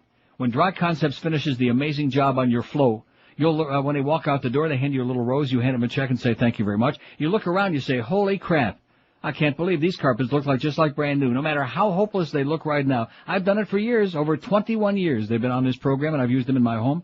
And every time, there's never any disappointment. Every time they do a spectacular, unbeatable job, because they dry clean your carpets, which sucks out even the deep down dirt in your fibers of your carpets. So by the time they get done, your carpets look a hell of a lot cleaner, like brand new, stay cleaner longer, and last longer too. Because you're not stomping all that crap down to the carpets every time you take a step. And they also do a stupendous job of cleaning your upholstery, your leather furniture, your drapery, whatever the hell you need. If you have problems with pet odors or mildew odors caused by water damage, no problem, they'll do their magic on those too. And no matter what you have them do for you, they give you a written, guaranteed price every time before they start the job. You can't beat that. So if you want a stupendous job at a guaranteed fair price called Dry Concepts, you'll never even think about calling anybody else. In anywhere you are, toll free from anywhere, it's 1-800-248-5071. 1-800-248-5071, or if you want to get more information about Dry Concepts, just log on to their website at dryconcepts.com. Don't forget, when you use Dry Concepts, clean today, entertain tonight. Live and local. This is 560. The radio's all yours now. QAM. Mr. President, if you will. Come on, Senator. Senator Dole, wouldn't it be better to have big deficits? That's not a bad idea. Gives us $400 billion, you and me. Maybe even to the Clinton Library. Perfect. Leadership is about bad economics. And can you believe women's rights? It's wrong, because we're stronger. I hear you're looking for one. Look, let's give up our Homeland Security, education, Social Security, and Medicare. 14 till noon. You asshole. At 560 WQAM. Happy Tuesday to you. Got to put a big smile on our puss. Might as well. A lot of depressing stuff going on. Don't let it get you down. That's my best advice, okay? Here's Donna in Delray. Got a good fax. And she started out and she cried. Look at that. She's all whipped up into a frenzy. Says, sorry about the mess. That's okay, Donna. You cared enough to send your very best. She says, what the heck is going on here? How can any American be proud of this genocide going on in Iraq?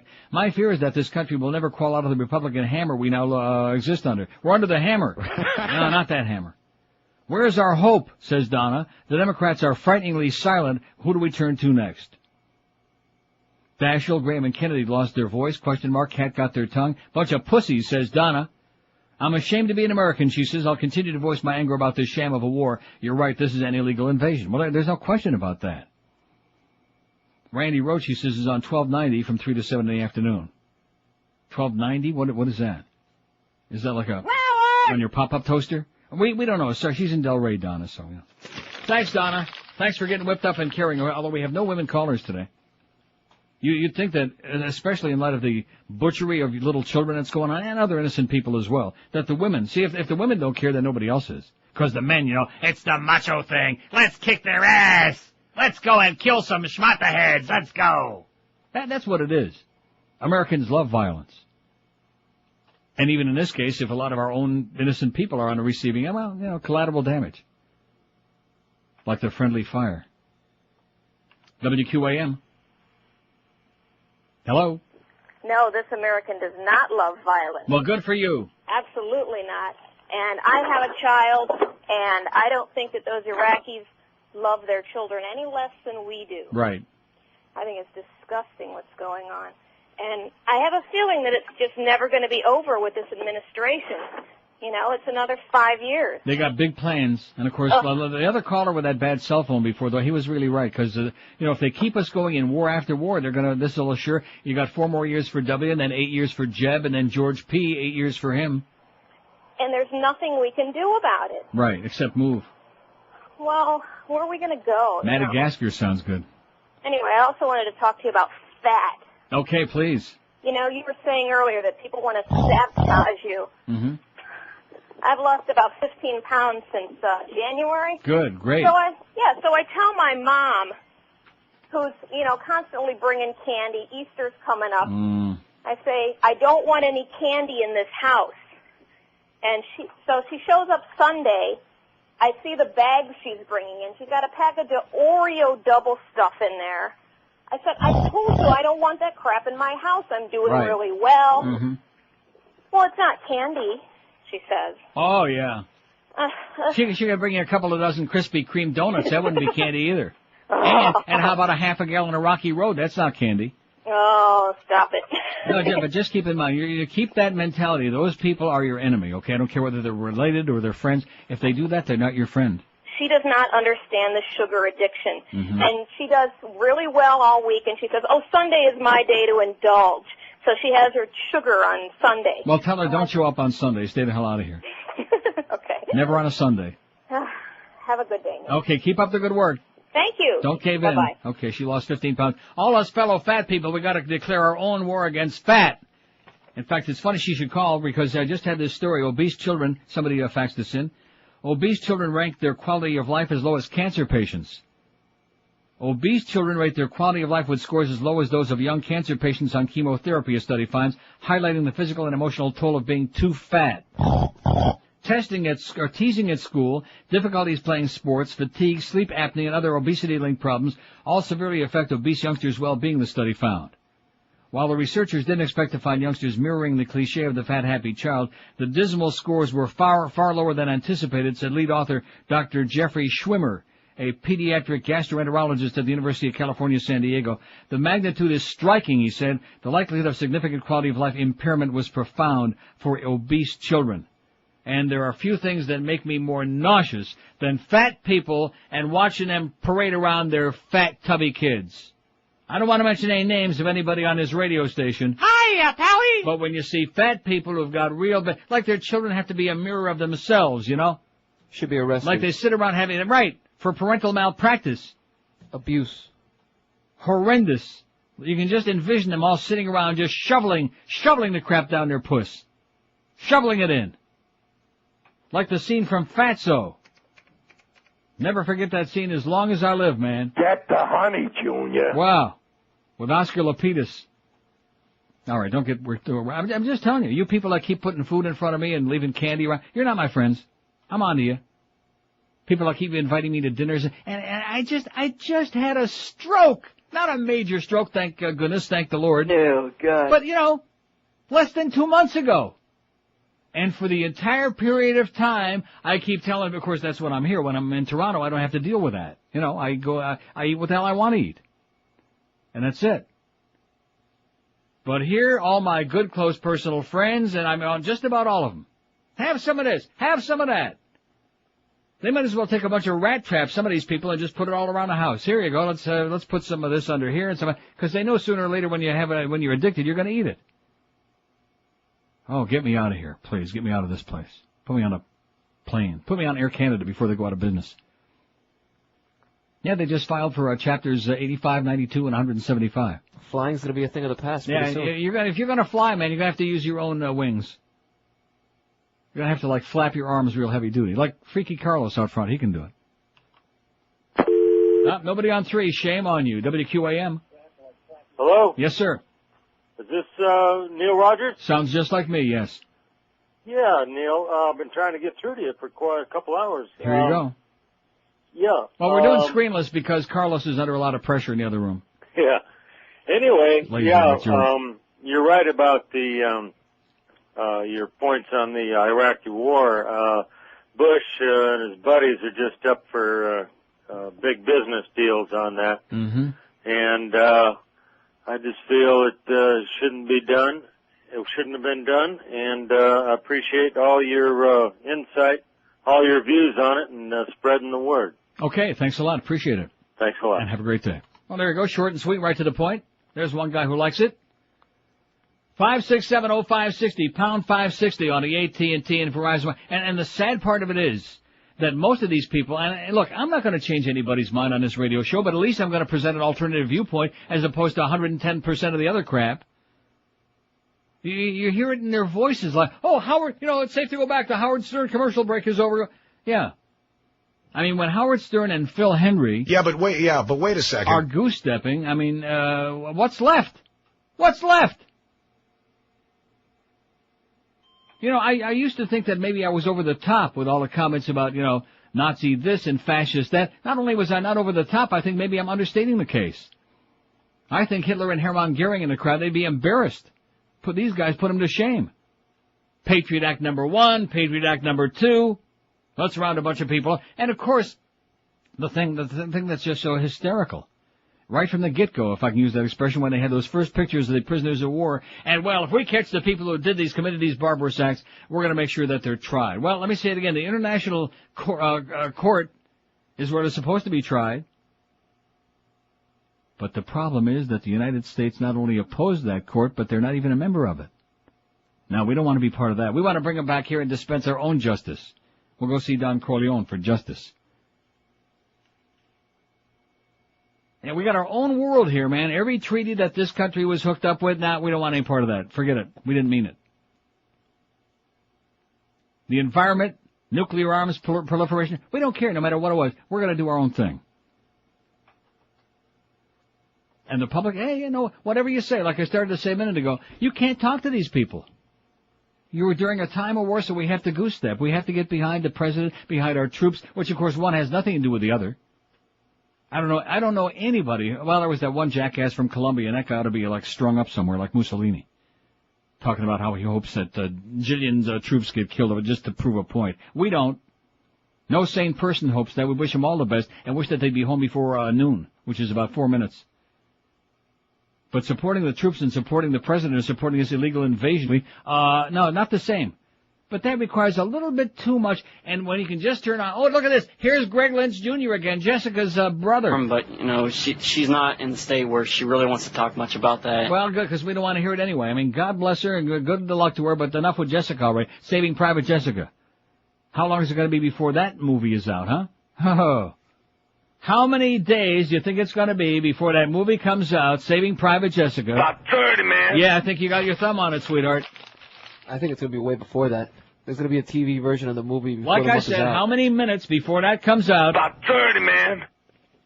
Now, why does somebody send me a list of all the casualties? I mean, I don't want to sound callous, but I said we don't have the time. What is this supposed to prove to me? The 90 American casualties so far, the deaths? Well, look at this.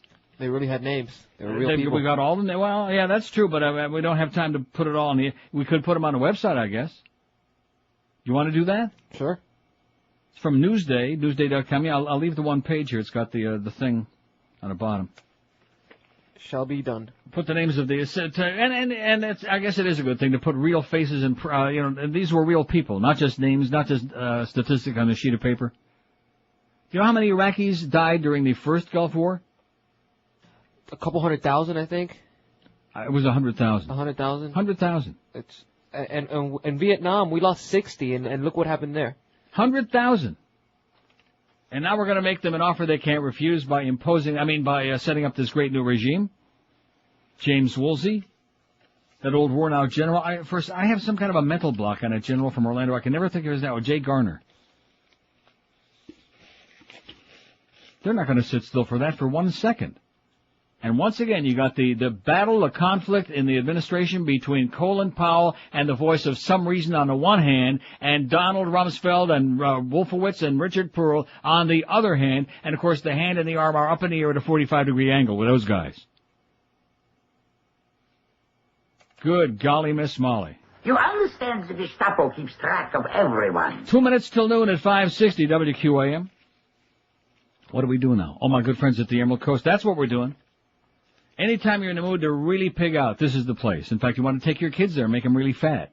Huh? Well, why the hell not? If you're going to do it somewhere, at least let them enjoy the good food. Emerald Coast Chinese Buffet, they got 3 South Florida locations. They're in Sunrise, North Miami Beach, and their brand new location in Pembroke Pines. You can start out your mouth-watering, amazing, unparalleled feast with 6 different soups. Try 1 or 2, or try them all if you want. Have 10 bowls of each. Just pour it down. And then sample dozens and dozens, zillions of succulent entrees. I've never really counted how many there are, but I bet you there are. About 30, man. And, of course, they got that gourmet center, a sizzling Asian grill with teriyaki steak, shrimp, chicken, seafood, hand-carved prime rib, all cooked to order the way you like it. And please keep in mind, you'll never walk out of the Emerald Coast with a headache, just a big fat pupik and a smile on your face, because they don't use anything bad for you. No MSG, no cornstarch, and they cook only with cholesterol-free oils.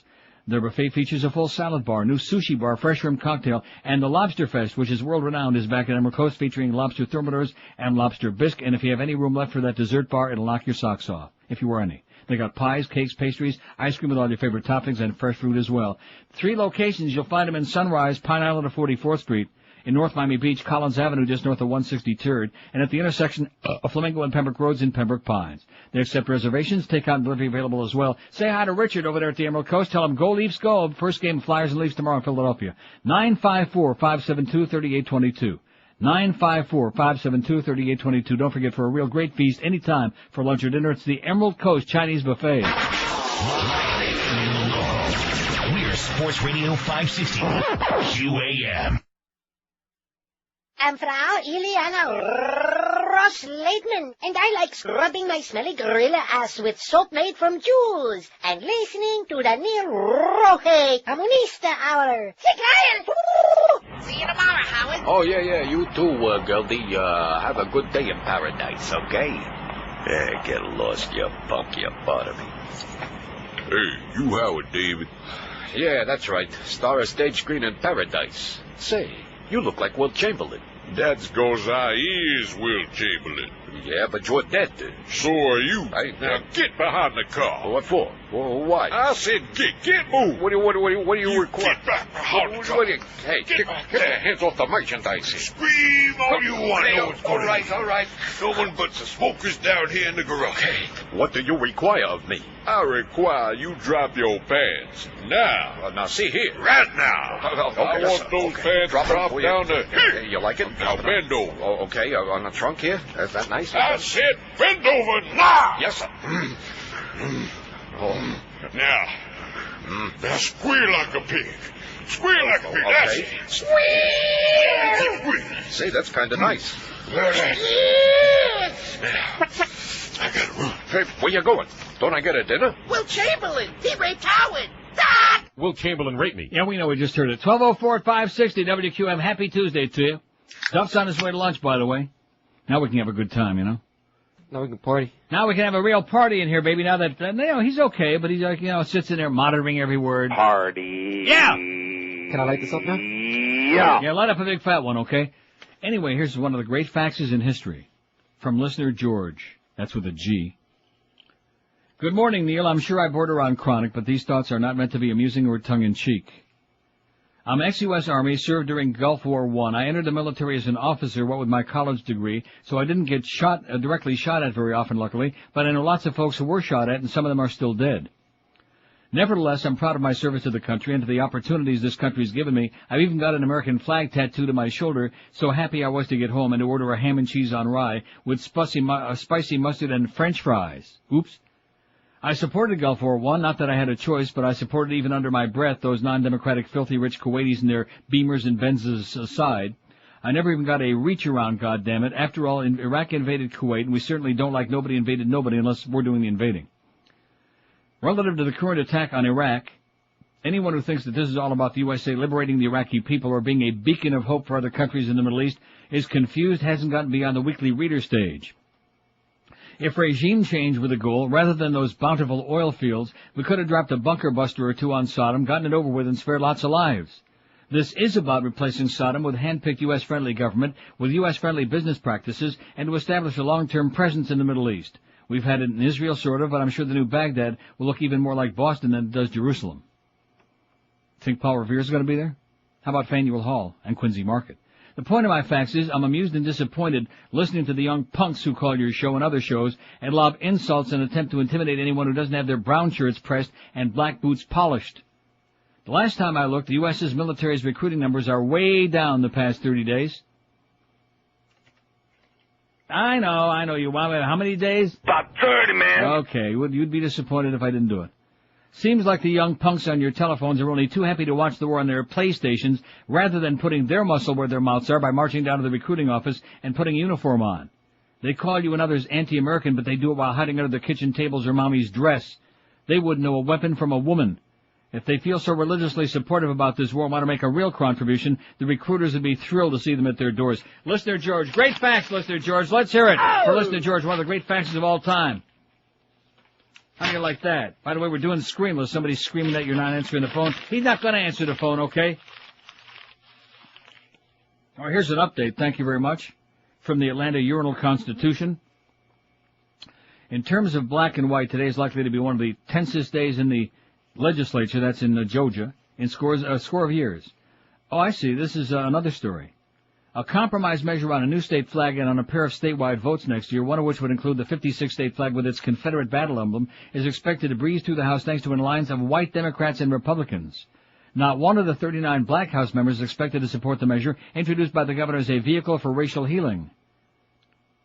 Even bringing up the rebel flag amounts to moral retrogression, said State Senator Ed Harbison, chairman of the Legislative Black Caucus. I think the message is clear that we hadn't come as far as we thought we had. Absolutely correct, sir. The agreement reached last week would immediately haul down the state flag pushed through by Governor Roy Barnes in 2001 and put up one that resembles both the stars and bars approved by the Confederate government in 1861, just as the Civil War began, and the Georgia state flag that flew until 1950 and 6.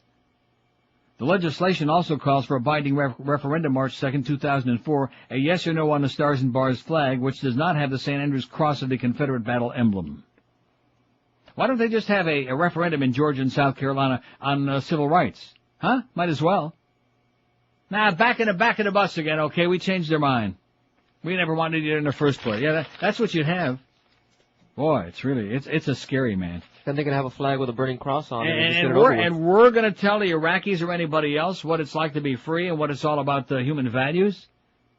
This rednecky, Bible-thumping, hypocritical, born-again, full-of-crap country, we're going to do that? Oh, I shouldn't have said that, even though it's true. How many votes you got, Neil? Well, let's take a peek. Let's take a puke at the poll. Who or what do you fear the most? We should have put the usual, nothing. I'm fearless, but I want to put that on. That's such crap. Cop-out. Yeah. Yeah, that's right. It's a cop-out. It's like none of the above. No more of that none of the above crap. Get an opinion. Get with it. Who or what do you fear the most? Religious fanatics, 161. George W. Bush, 153. Loss of freedom, 76. Terrorist, 64. Mo Howard David is starting to move up just a little bit, 27. He scares the crap out of them. World War 24. John Ashcroft, I'll tell you, he scares the crap out of us too because he's still on the air. John Ashcroft, 23. Jorge Rodriguez, only 17. And poor old Donald Rumsfeld's only got 9. What a shame, boy. He's way, way down in the bottom. Kind of like Ricky Martin. Maybe they like it down there on the bottom. 9 minutes past noon at 560 WQAM. All you dog lovers out there and people with pets, you don't want to entrust your pet to some stranger. Somebody at some rent a place where you don't have no idea who the people are and what they're going to do with your pet while you're on vacation. Bark Avenue Pet Resort is the answer for it. It's a panacea. It's the only all-natural pet resort in the country. It's like having a day at the spa for your pet. Your pooch will socialize all day with pals in soft matted play areas and always under the supervision of dog-loving counselors, too. Bark Avenue is a full-service 5-star resort offering boarding in large tiled suites. They offer daycare, expert grooming, and all breeds. When you see the place, and you can take a look at it online like I've checked it out, and you're going to be very impressed with the cleanliness, and also when you go there, the lack of smell. You can sniff all you want, and it's like pure as the lilacs in Rochester. It's a 10,000 square foot luxury facility that your pet will absolutely love. See for yourself what Bark Avenue is all about. Go online and take a look at it for yourself. BarkAvePetResort.com. That's Bark, A-V-E, BarkAvePetResort.com. And take a virtual tour, or take a real tour if you like at Bark Avenue, any Monday through Saturday. You'll find them at 1400 South Federal Highway in Hollywood. What a blessing this is. They're just one light north of Pembroke Road, by the way. A blessing for pet owners, because now you don't have to have a pee in your pants worrying whether your pet is going to get taken care of right when you go on vacation or away for a few days. Call Bark Avenue at 954-925-BARK. 954-925-BARK for boarding, grooming, and daycare. Bark Avenue Pet Resort, it's one of a kind. Live and local.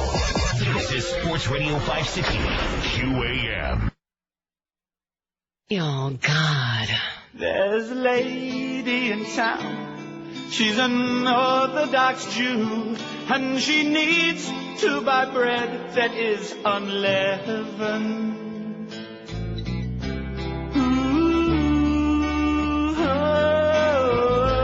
And she's buying bread at 7-Eleven. Yes.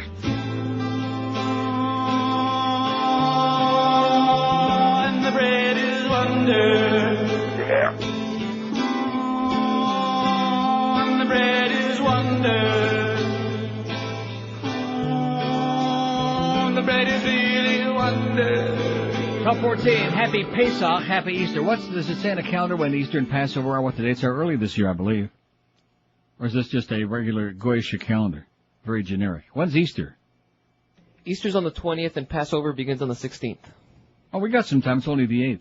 Don't forget that matzah pizza at the Peace Loft. Don't bring me any, by the way, Jeff. I will not eat it. Not because it's not good. I don't want any food. Did I make myself clear about that? Yeah. Good. They'll still try. No, they won't. Jeff. Well, not Jeff. Jeff takes care of me, okay? He understands. He understands English. Give it to the Rimmers, okay? They need it bad.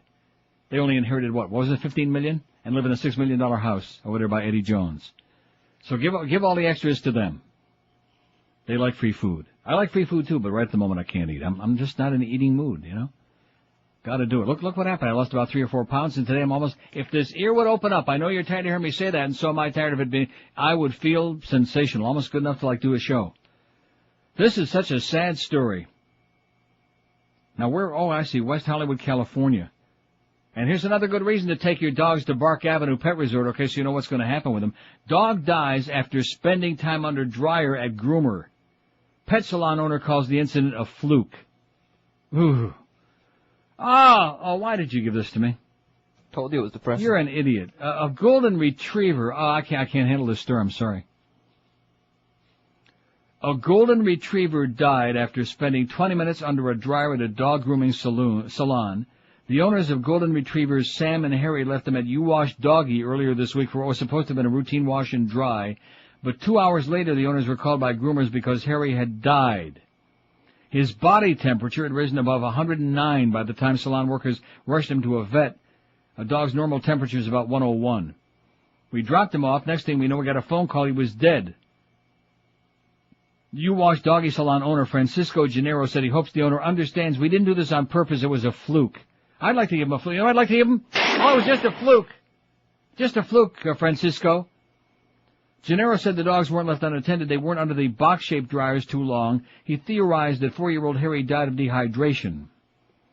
The cause of death is unknown, pending necropsy. I guess that's what they call animal autopsies. Right. Very clever, Neil. But pet experts agreed that dehydration was the likely cause. Sheriff's Department officials said no laws had been broken. Most manufacturers recommend running grooming dryers no higher than about 80 degrees and providing the animals with regular water breaks. You have to remember most people keep their homes at 70 degrees. Denise Stoops, president of the Southern California Professional Groomers Association, said. Oh, makes me sick, makes me want to vomit. The faster they dry them, the more dogs they can get in and out. Yeah, right, that's right. The faster you dry, the faster they die. I mean, 5670560. What's that? I can't read that from here. The Last Refuge, isn't that the one you Oh, want to yeah, thank you. I got it right here. Great minds work alike. In your case, well, always an exception. 12:17 at 560. WQM in today's New York Times. Paul Krugman, who's almost always right, he's got his thumb right on it, writes, not too long.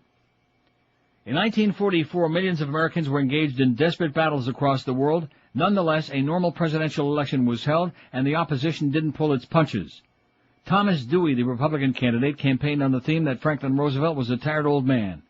As far as I've been able to ascertain, the Roosevelt administration didn't accuse Dewey of hurting morale by questioning the president's competence. After all, democracy, including the right to criticize, was what we were fighting for. It's not a slur on the courage of our troops or a belittling of the risks they face to say that our current war is a mere skirmish by comparison.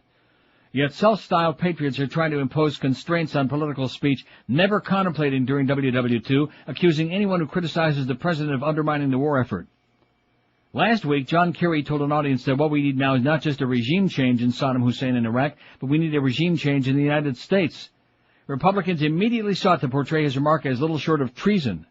Senator Kerry crossed a grave line when he dared to suggest the replacement of America's commander-in-chief at a time when America is at war, declared Mark Racicot, chairman of the Republican National Committee. Notice Mr. Racicot wasn't criticizing Mr. Kerry's choice of words. Instead, he denounced Mr. Kerry because he dared to suggest the replacement of America's commander-in-chief, knowing full well that Mr. Kerry was simply talking about the next election. Mr. Racicot, not Mr. Kerry, is the one who crossed a grave line. Never in our nation's history has it been considered unpatriotic to oppose an incumbent's re-election. Anyway, what defines patriotism? Talk is cheap, so is putting a flag on your lapel.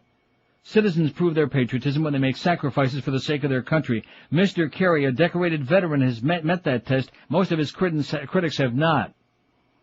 I'm not just talking about military service, though it's striking how few of our biggest hawks have served, nor am I talking only about financial sacrifice, though profiting from public office seems to be the norm, not the exception, among those who wrap themselves in the flag. Mr. Racicot himself accepted a job as RNC chairman only on the condition that he remain on the payroll of Bracewell and Patterson, a law firm that specializes in lobbying. The biggest test of a politician's patriotism is whether he's willing to sacrifice some of his political agenda for the sake of the nation, and that's the test our current leaders have failed with flying colors.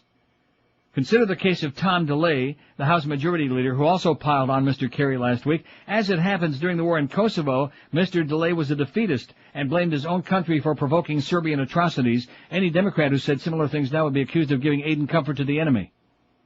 Mr. DeLay's political agenda hasn't shifted a bit now that we're at war again. He's still pushing for huge, divisive tax cuts that go mainly to the rich.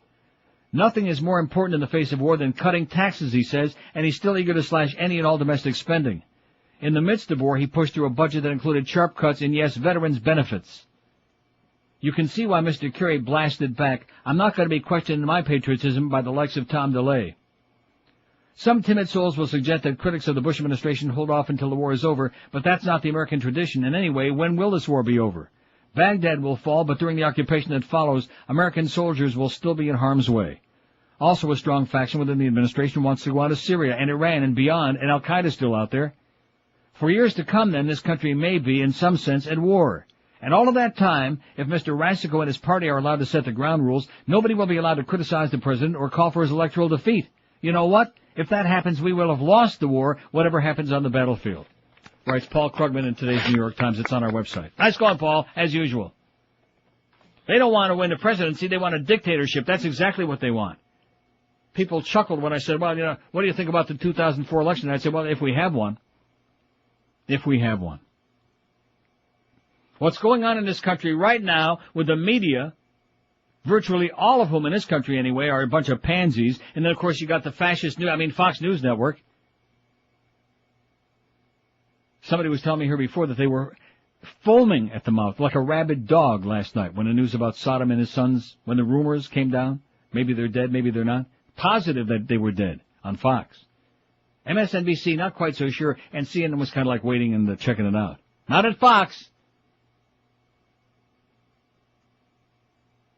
Clear Channel, with these pro-war rallies from coast to coast who own 1,200 radio stations and want more, by the way, want the FCC, led by Colin Powell's son, chairman of the FCC, to let them have more stations, newspapers, TV stations, so that all the news you get can be filtered through the propaganda machine of Cheap Channel and their right-wing friends. That way the administration only has to deal with one company when they want to, That's right. shift the news. That's absolutely correct. When they want to pull the strings, well, they got two. They don't have to shift the news on Fox. They already got it. It's in the bag. Dad. 5670560, pound 560 on the AT&T and Verizon wireless line. So anybody wants to give me a bunch of crap in a song and a dance that, well, you shouldn't be saying that. Thank God somebody is. What the hell are you worried about fighting for if it's not for freedom of speech and freedom of choice? What the hell is it all about? What kind of democracy is it that you want to export to all of these other schmata-head countries? What are you thinking about? Oh, and the best part of it is, of course, when we hear the Southern Baptists talking about, oh, they're rubbing their hands together, getting ready to go over there and Christianize those heathen bastards. Of course, the only problem with that is they consider us to be the infidels. Say, I hate to break the news to you, we're the infidels, not them. Their religion's better than ours is. Oh, I thought it's the other way. Well, whatever. See, my religion ain't better or worse because I don't have any. I don't believe in fairy tales. I've met a few fairies in my time, but I don't believe in fairy tales. So people that say religious fanatics is what they fear the most is on top of our poll, and rightfully so. Because that's what you got in this country and in the Middle East, including Israel. I know that not only am I going to alienate a lot of the pro-war, the hawks out there, but also, of course, many of my Jewish friends out there, all 10 of our Jewish listeners. Because you just can't be Jewish unless you support Israel blindly and just goose-step behind them and eat lots of halava, which is bad for you, by the way. Or maybe at least some Pesach candy for Pesach. Huh? I know, you don't know, well, you better get with it. Pesach, what day did you say was April 16? You only got 8 days till Pesach, baby. And you don't want to pass over that. But what's going on over there with Ariel Sharon and his right-wing lunatics and the illegal settlements? And it's madness. Madness all the way around. And here we keep subsidizing them to the tune of, it was $3 billion, now we sneaked him the extra $10 billion in blackmail. I wouldn't give them a dime. I'd tell them until you get rid of those illegal settlements completely 100% and sit down your ass at a table and let's get this thing stopped now, once and for all. Until you do that, we're not giving you another penny. We're going to cut your ass off. That's it. Make them an offer they can't refuse. And the same for that schmata-head Arafat.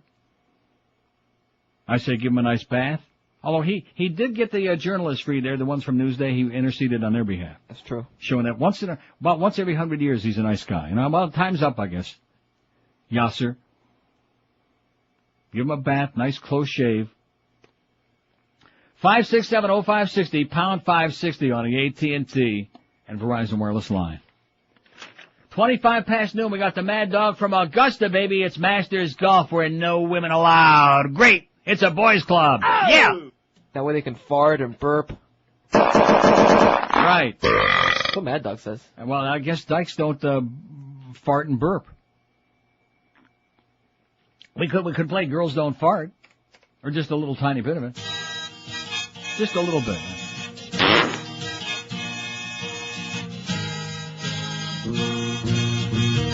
And then Hank from the Miami Heat, the AAA arena. We were out on our first date. And we can't figure out why. After eating at a Mexican cafe. Did he say eating ass? Oh, eating ass. While we were driving in my car, she let one go that almost blew us both away. I asked her, did you cut the cheese? Then she turned around to look at me and said, girls don't fart. Girls don't fart. Okay, that's the answer to our question, I guess. 26 past noon at 560 WQM on a wild Tuesday, man. I just feel like I'm making a little comeback here, a little personal comeback. If that ear, I know, would open up. Kind of like that Eisner thing, you know. What the hell are you doing to me? And the same thing, all I got to say, if that, and then you say, ear would open up.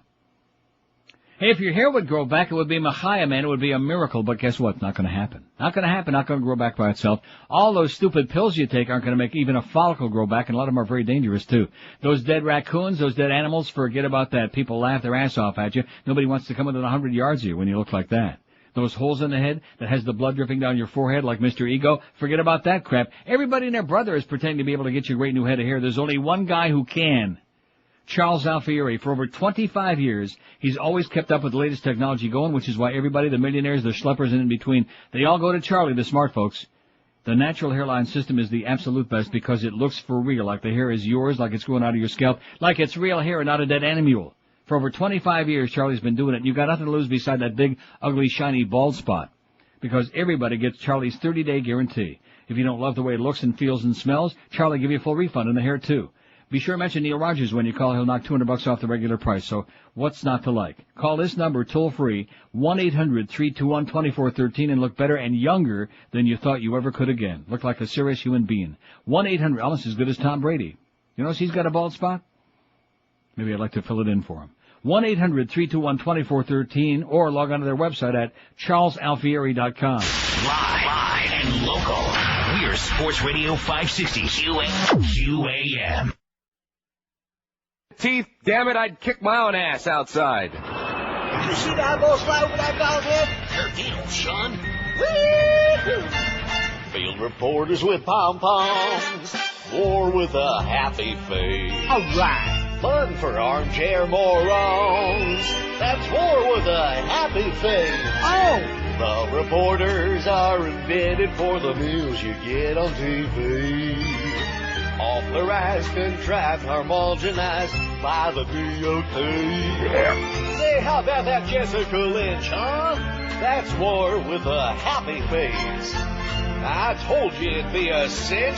Yes, sir. War with a happy face. Oh! Democracy will be installed after millions are killed. With shock and awe, like something you saw in a picket called Bill.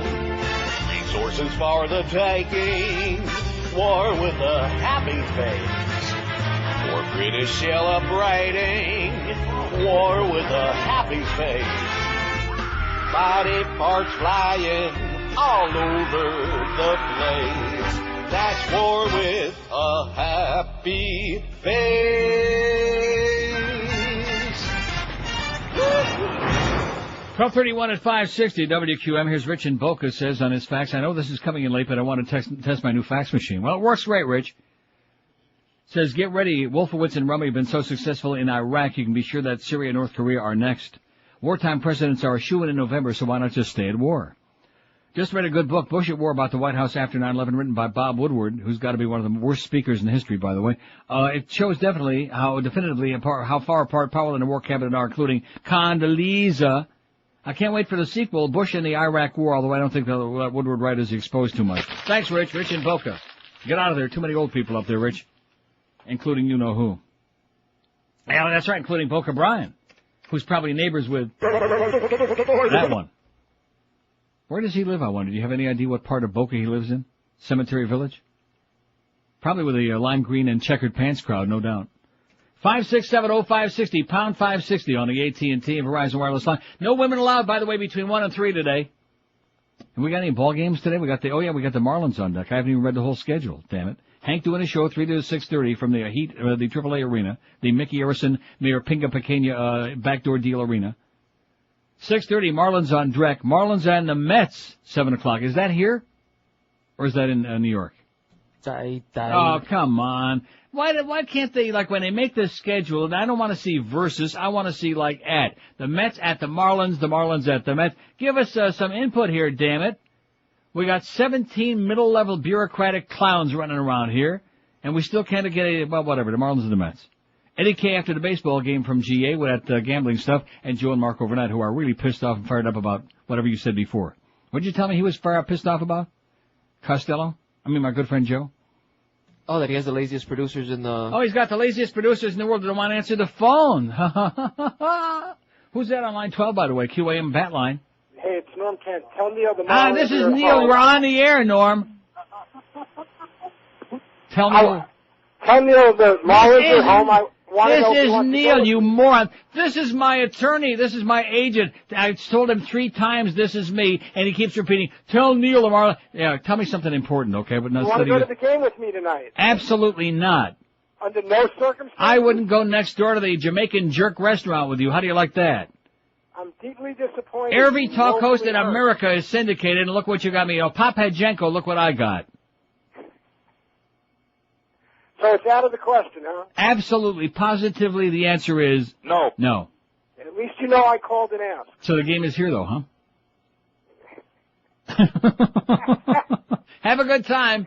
I'm going to have a great day. I'll think of you. Okay, maybe you can pitch a little bit tonight. Okay. From what I'm hearing, that'd be unusual for you. It'd be a change. Okay, have a good time.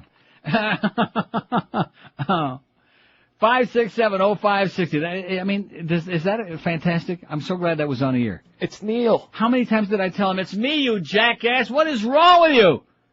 My whole life is in this man's hands, so to speak. And you wonder why I'm on in this bumfork station in the horseball town? That's why. You asshole. Right. You tell him, Mo. Let him have it. You silly old goat. WQAM. Hello. Yes, sir. Hi, how are you? Okay.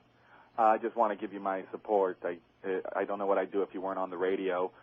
Me either, because I'm, broke. First off, you're the only broadcaster, since I read on the web yesterday about the rubber bullets, you're the only broadcaster, radio, TV, to do that news story.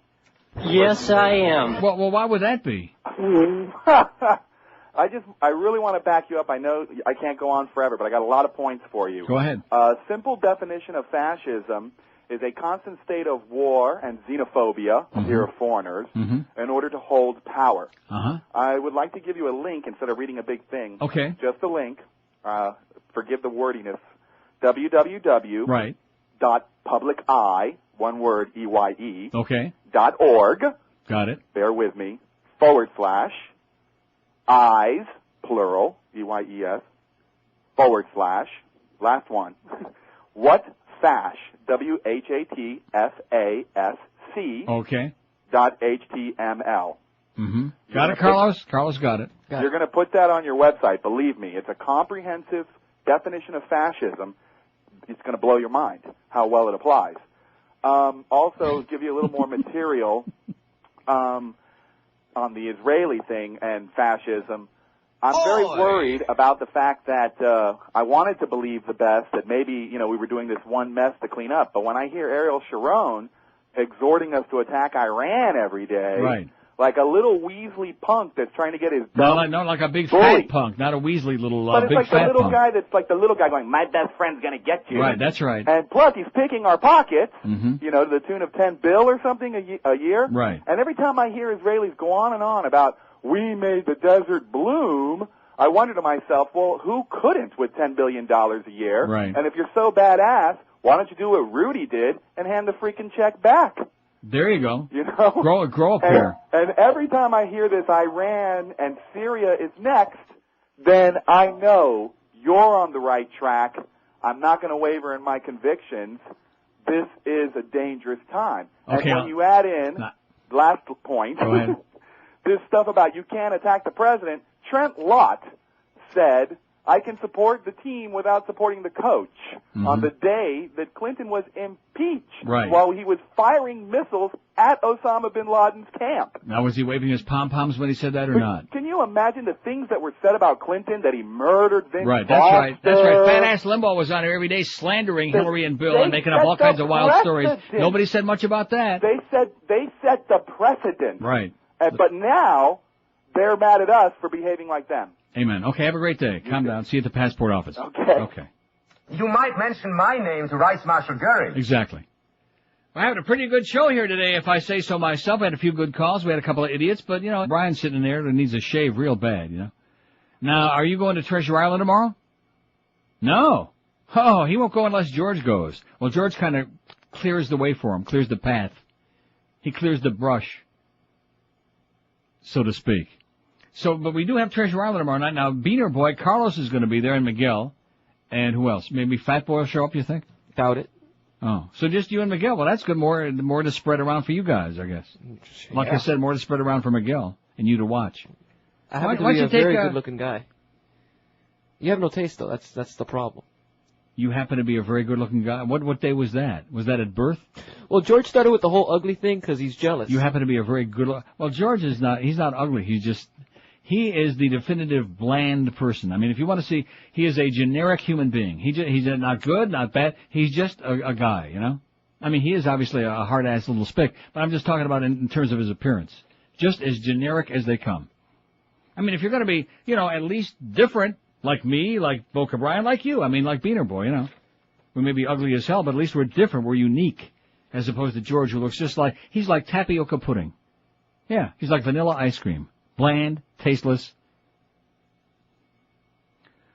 I'm just telling it like it is. I mean, just because he's in North Carolina on vacation this week, I mean, I'd rip him an ass if he was sitting right there. And don't let me forget to do it when he comes back. I'll remind Rip him a major ass. Just on general principle. Rectum. That's his specialty anyways, ass. For years of, how's Skippy doing speaking of ass? How's my friend Skippy doing with my Oleomed for my blood pressure? You know, Skippy, you talk a good game, but you're a loser, baby. You're a loser like our sales department specializes in. Except for Adam. And Troy. Those are the two good people. Those are the two winners in our sales department. The rest of them, I wouldn't drop a load on any of them, you know? Oh, God. Anyway, speaking of Oleomed, I've been telling you about this great stuff for a long time now. It works. It's effective. Oleomed soft gels contain pharmaceutical-grade olive oil, the best you'll buy. Not just ordinary everyday olive oil, but super concentrated, loaded with all kinds of health benefits for you. Oleomed in your puss every day can help reduce the risk of heart disease and high cholesterol. Plus, there are 14 different Oleomed formulas to choose from now. Each one combining the best olive oil you can find with vitamins, minerals, herbals to support specific health needs, from your bones to your blood pressure to your immune system. Just choose the formulas that are right for you. And now there are 3 new Oleomed formulas, one to help you sleep, one to help you control your weight, and CoQ10, which is damn important for your heart. You'll find Oleomed all over town. More and more people are popping it. You can hear the sound. There you go, all over town, because it's good for you. Pick some up today at Publix, Eckerd's, Walgreens, Whole Food Markets, Navarro, Sedano's, or order it online if you like, OleomedAmerica.com. For more information about their outstanding products, just call toll-free and they'll explain to you how this works. Call 1-866-OLEOMED.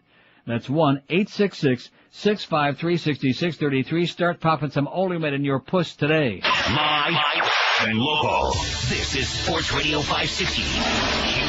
QAQAM. Tomorrow!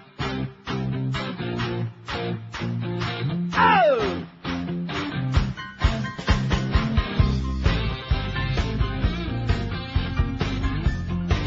I wanted it. The stock market will be soaring, launch another orange warning. It's time for Halliburton to get busy. All right. Out of patience, out of time, let's get those oil fields online. If humans have to die, well, that's a pity. We're marching in, walking tall, like John Wayne with big balls. Kill anyone who dares get in our way. Don't give a crap who it is, from women down to little kids. We got to pump that oil right away. Because war is good for business. Carlisle Group. War is good for business. And Global Crossing too. War is good for business. Fox and Friends agree. War is good for business. Even MSNBC. Who steps?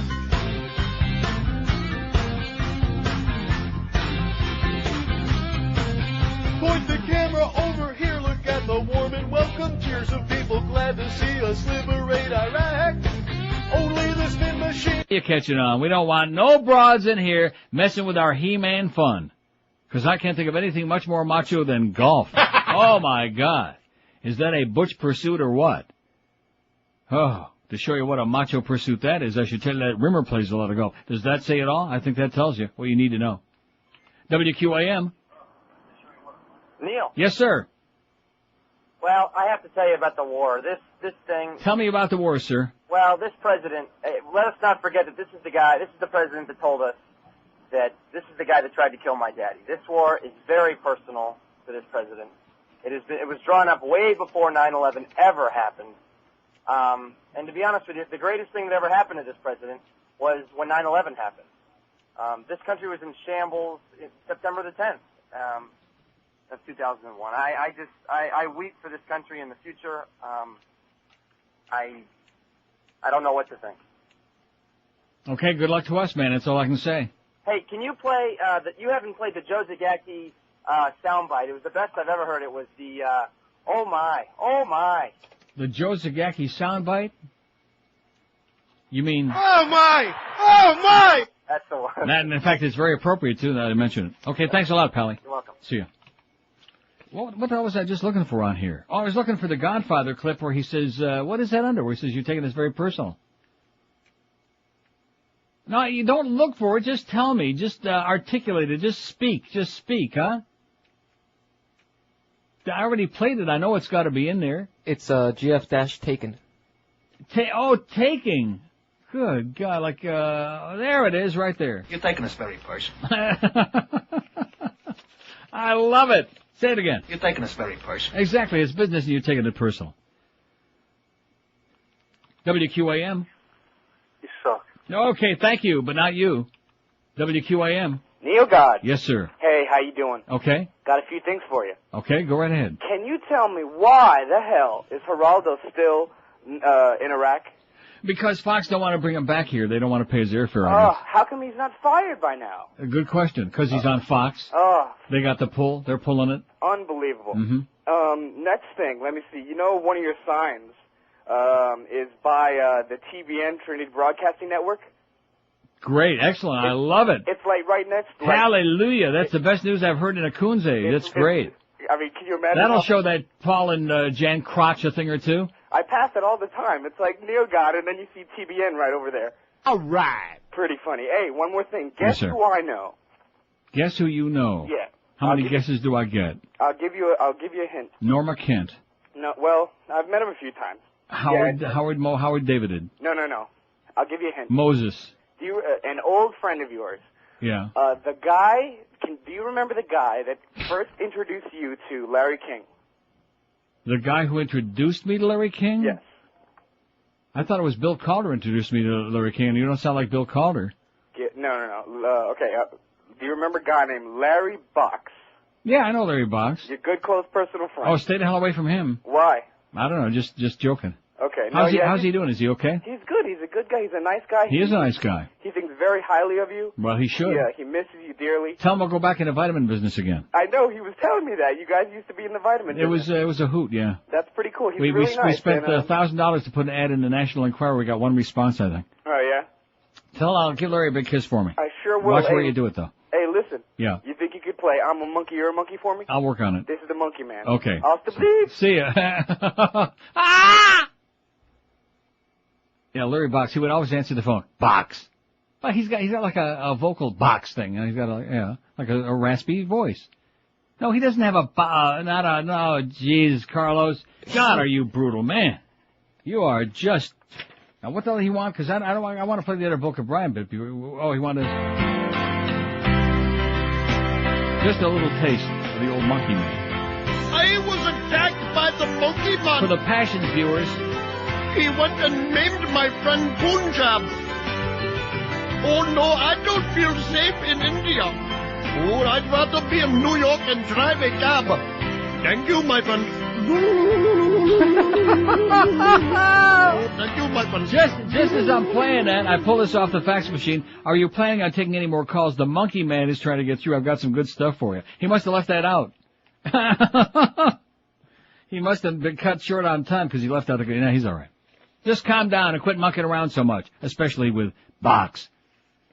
1251 at 560 WQAM. I'll tell you if your Box mattress, or whatever other kind of mattress you got, if it's worn out, when in doubt, it's worn out. Get you a new one the easy way. Call my good, close personal paisans at Dollar Mattress, who are even going to supply me with a great new mattress in Toronto. How's that going, eh?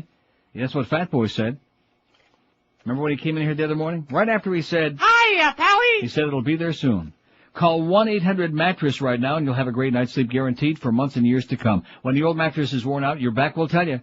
Forget about it. Get rid of it. For a long time now, every time my mattress has had it, I call them up, and they give me the greatest deal going under the sun. They'll do the same for you. As far as delivery, as far as selection, they carry only the best mattresses in the world, Sealy, Serta, Simmons, King Coil, and of course, as far as price, everyday unbeatable low prices. Dollar Mattress is ranked number one in customer satisfaction. They've got more repeat and referral customers than anybody because they know how to treat you right. Once you buy a mattress this way, right over the phone with one easy call, you'll never go back to running around all over town paying for somebody's high rent again. And don't forget, when you do buy your mattress from Dollar Mattress, they set up the brand new one and take away your crappy, old, soiled, smelly, nasty bedding for free. That's right. Dial Mattress sets up the new and takes away the old bedding for free. So make the call now and do yourself and your back a big favor. Ensure yourself a great night's sleep for years to come. 1-800-MATTRESS, 1-800-MATTRES for Dial Mattress. The easy, the smart way to get you a great new bed. Live and local. This is Sports Radio 560. QAM. This is Joe Bowen, the voice of the Toronto Maple Leafs, and you're listening to the Hockey Authority, Neil Goss. We are the men of Mexico. Tremendous style we're going over here. Bullets literally whizzing over our head. There's snipers out through there. We've had several inbound mortars. Behind us, major fight for the city of Alcout. The criminal vehicle here. Smoke in the background. Outbound rocket fire. They opened fire with everything they had. Automatic machine gun fire, rocket-propelled grenades. Most of the fire came from these buildings alongside the road, and the Americans answered with everything they had, outgunning them, leaving hundreds dead.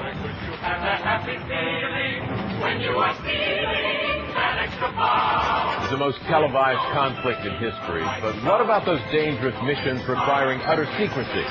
Division tank ready to engage us. Tom's calling for Mark 19 fire. It's getting ready. Look at the chart. It's going outbound, inbound.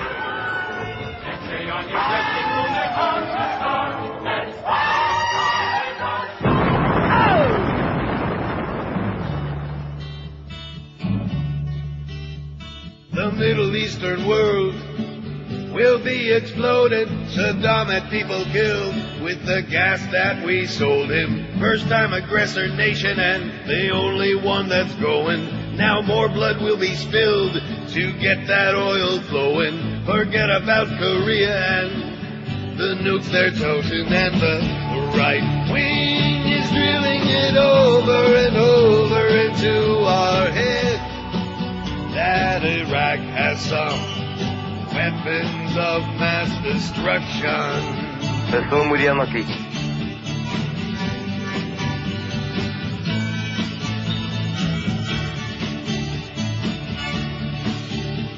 $3,000 people killed are now forgotten. Let's exploit them instead. Hey, there's oil to be gotten. Going after Saddam to placate Osama. There's no longer mention of the name Bin Laden, but no one seems concerned, all comfy and complacent, believing every word of this cartel administration that controls us by fear through media manipulation. And the right wing is drilling it over and over into our heads. That Iraq has some weapons of mass destruction. Yeah.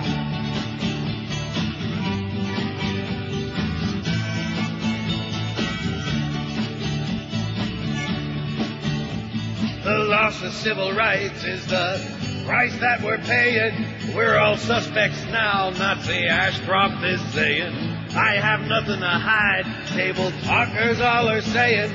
Blind obedient cattle don't have any reservation. Without unprovoked battle and world annihilation. Old regimes must fall and Halliburton installed with no objection at all. Democrats don't have the balls and the right wing is drilling it over and over into our brainwashed heads. Iraq has some weapons of mass destruction. Oi! Only Iraq has some weapons of mass destruction. Bye. The Neil Rogers Show on 560 WQAM, Miami, Fort Lauderdale. What's next, dead baby?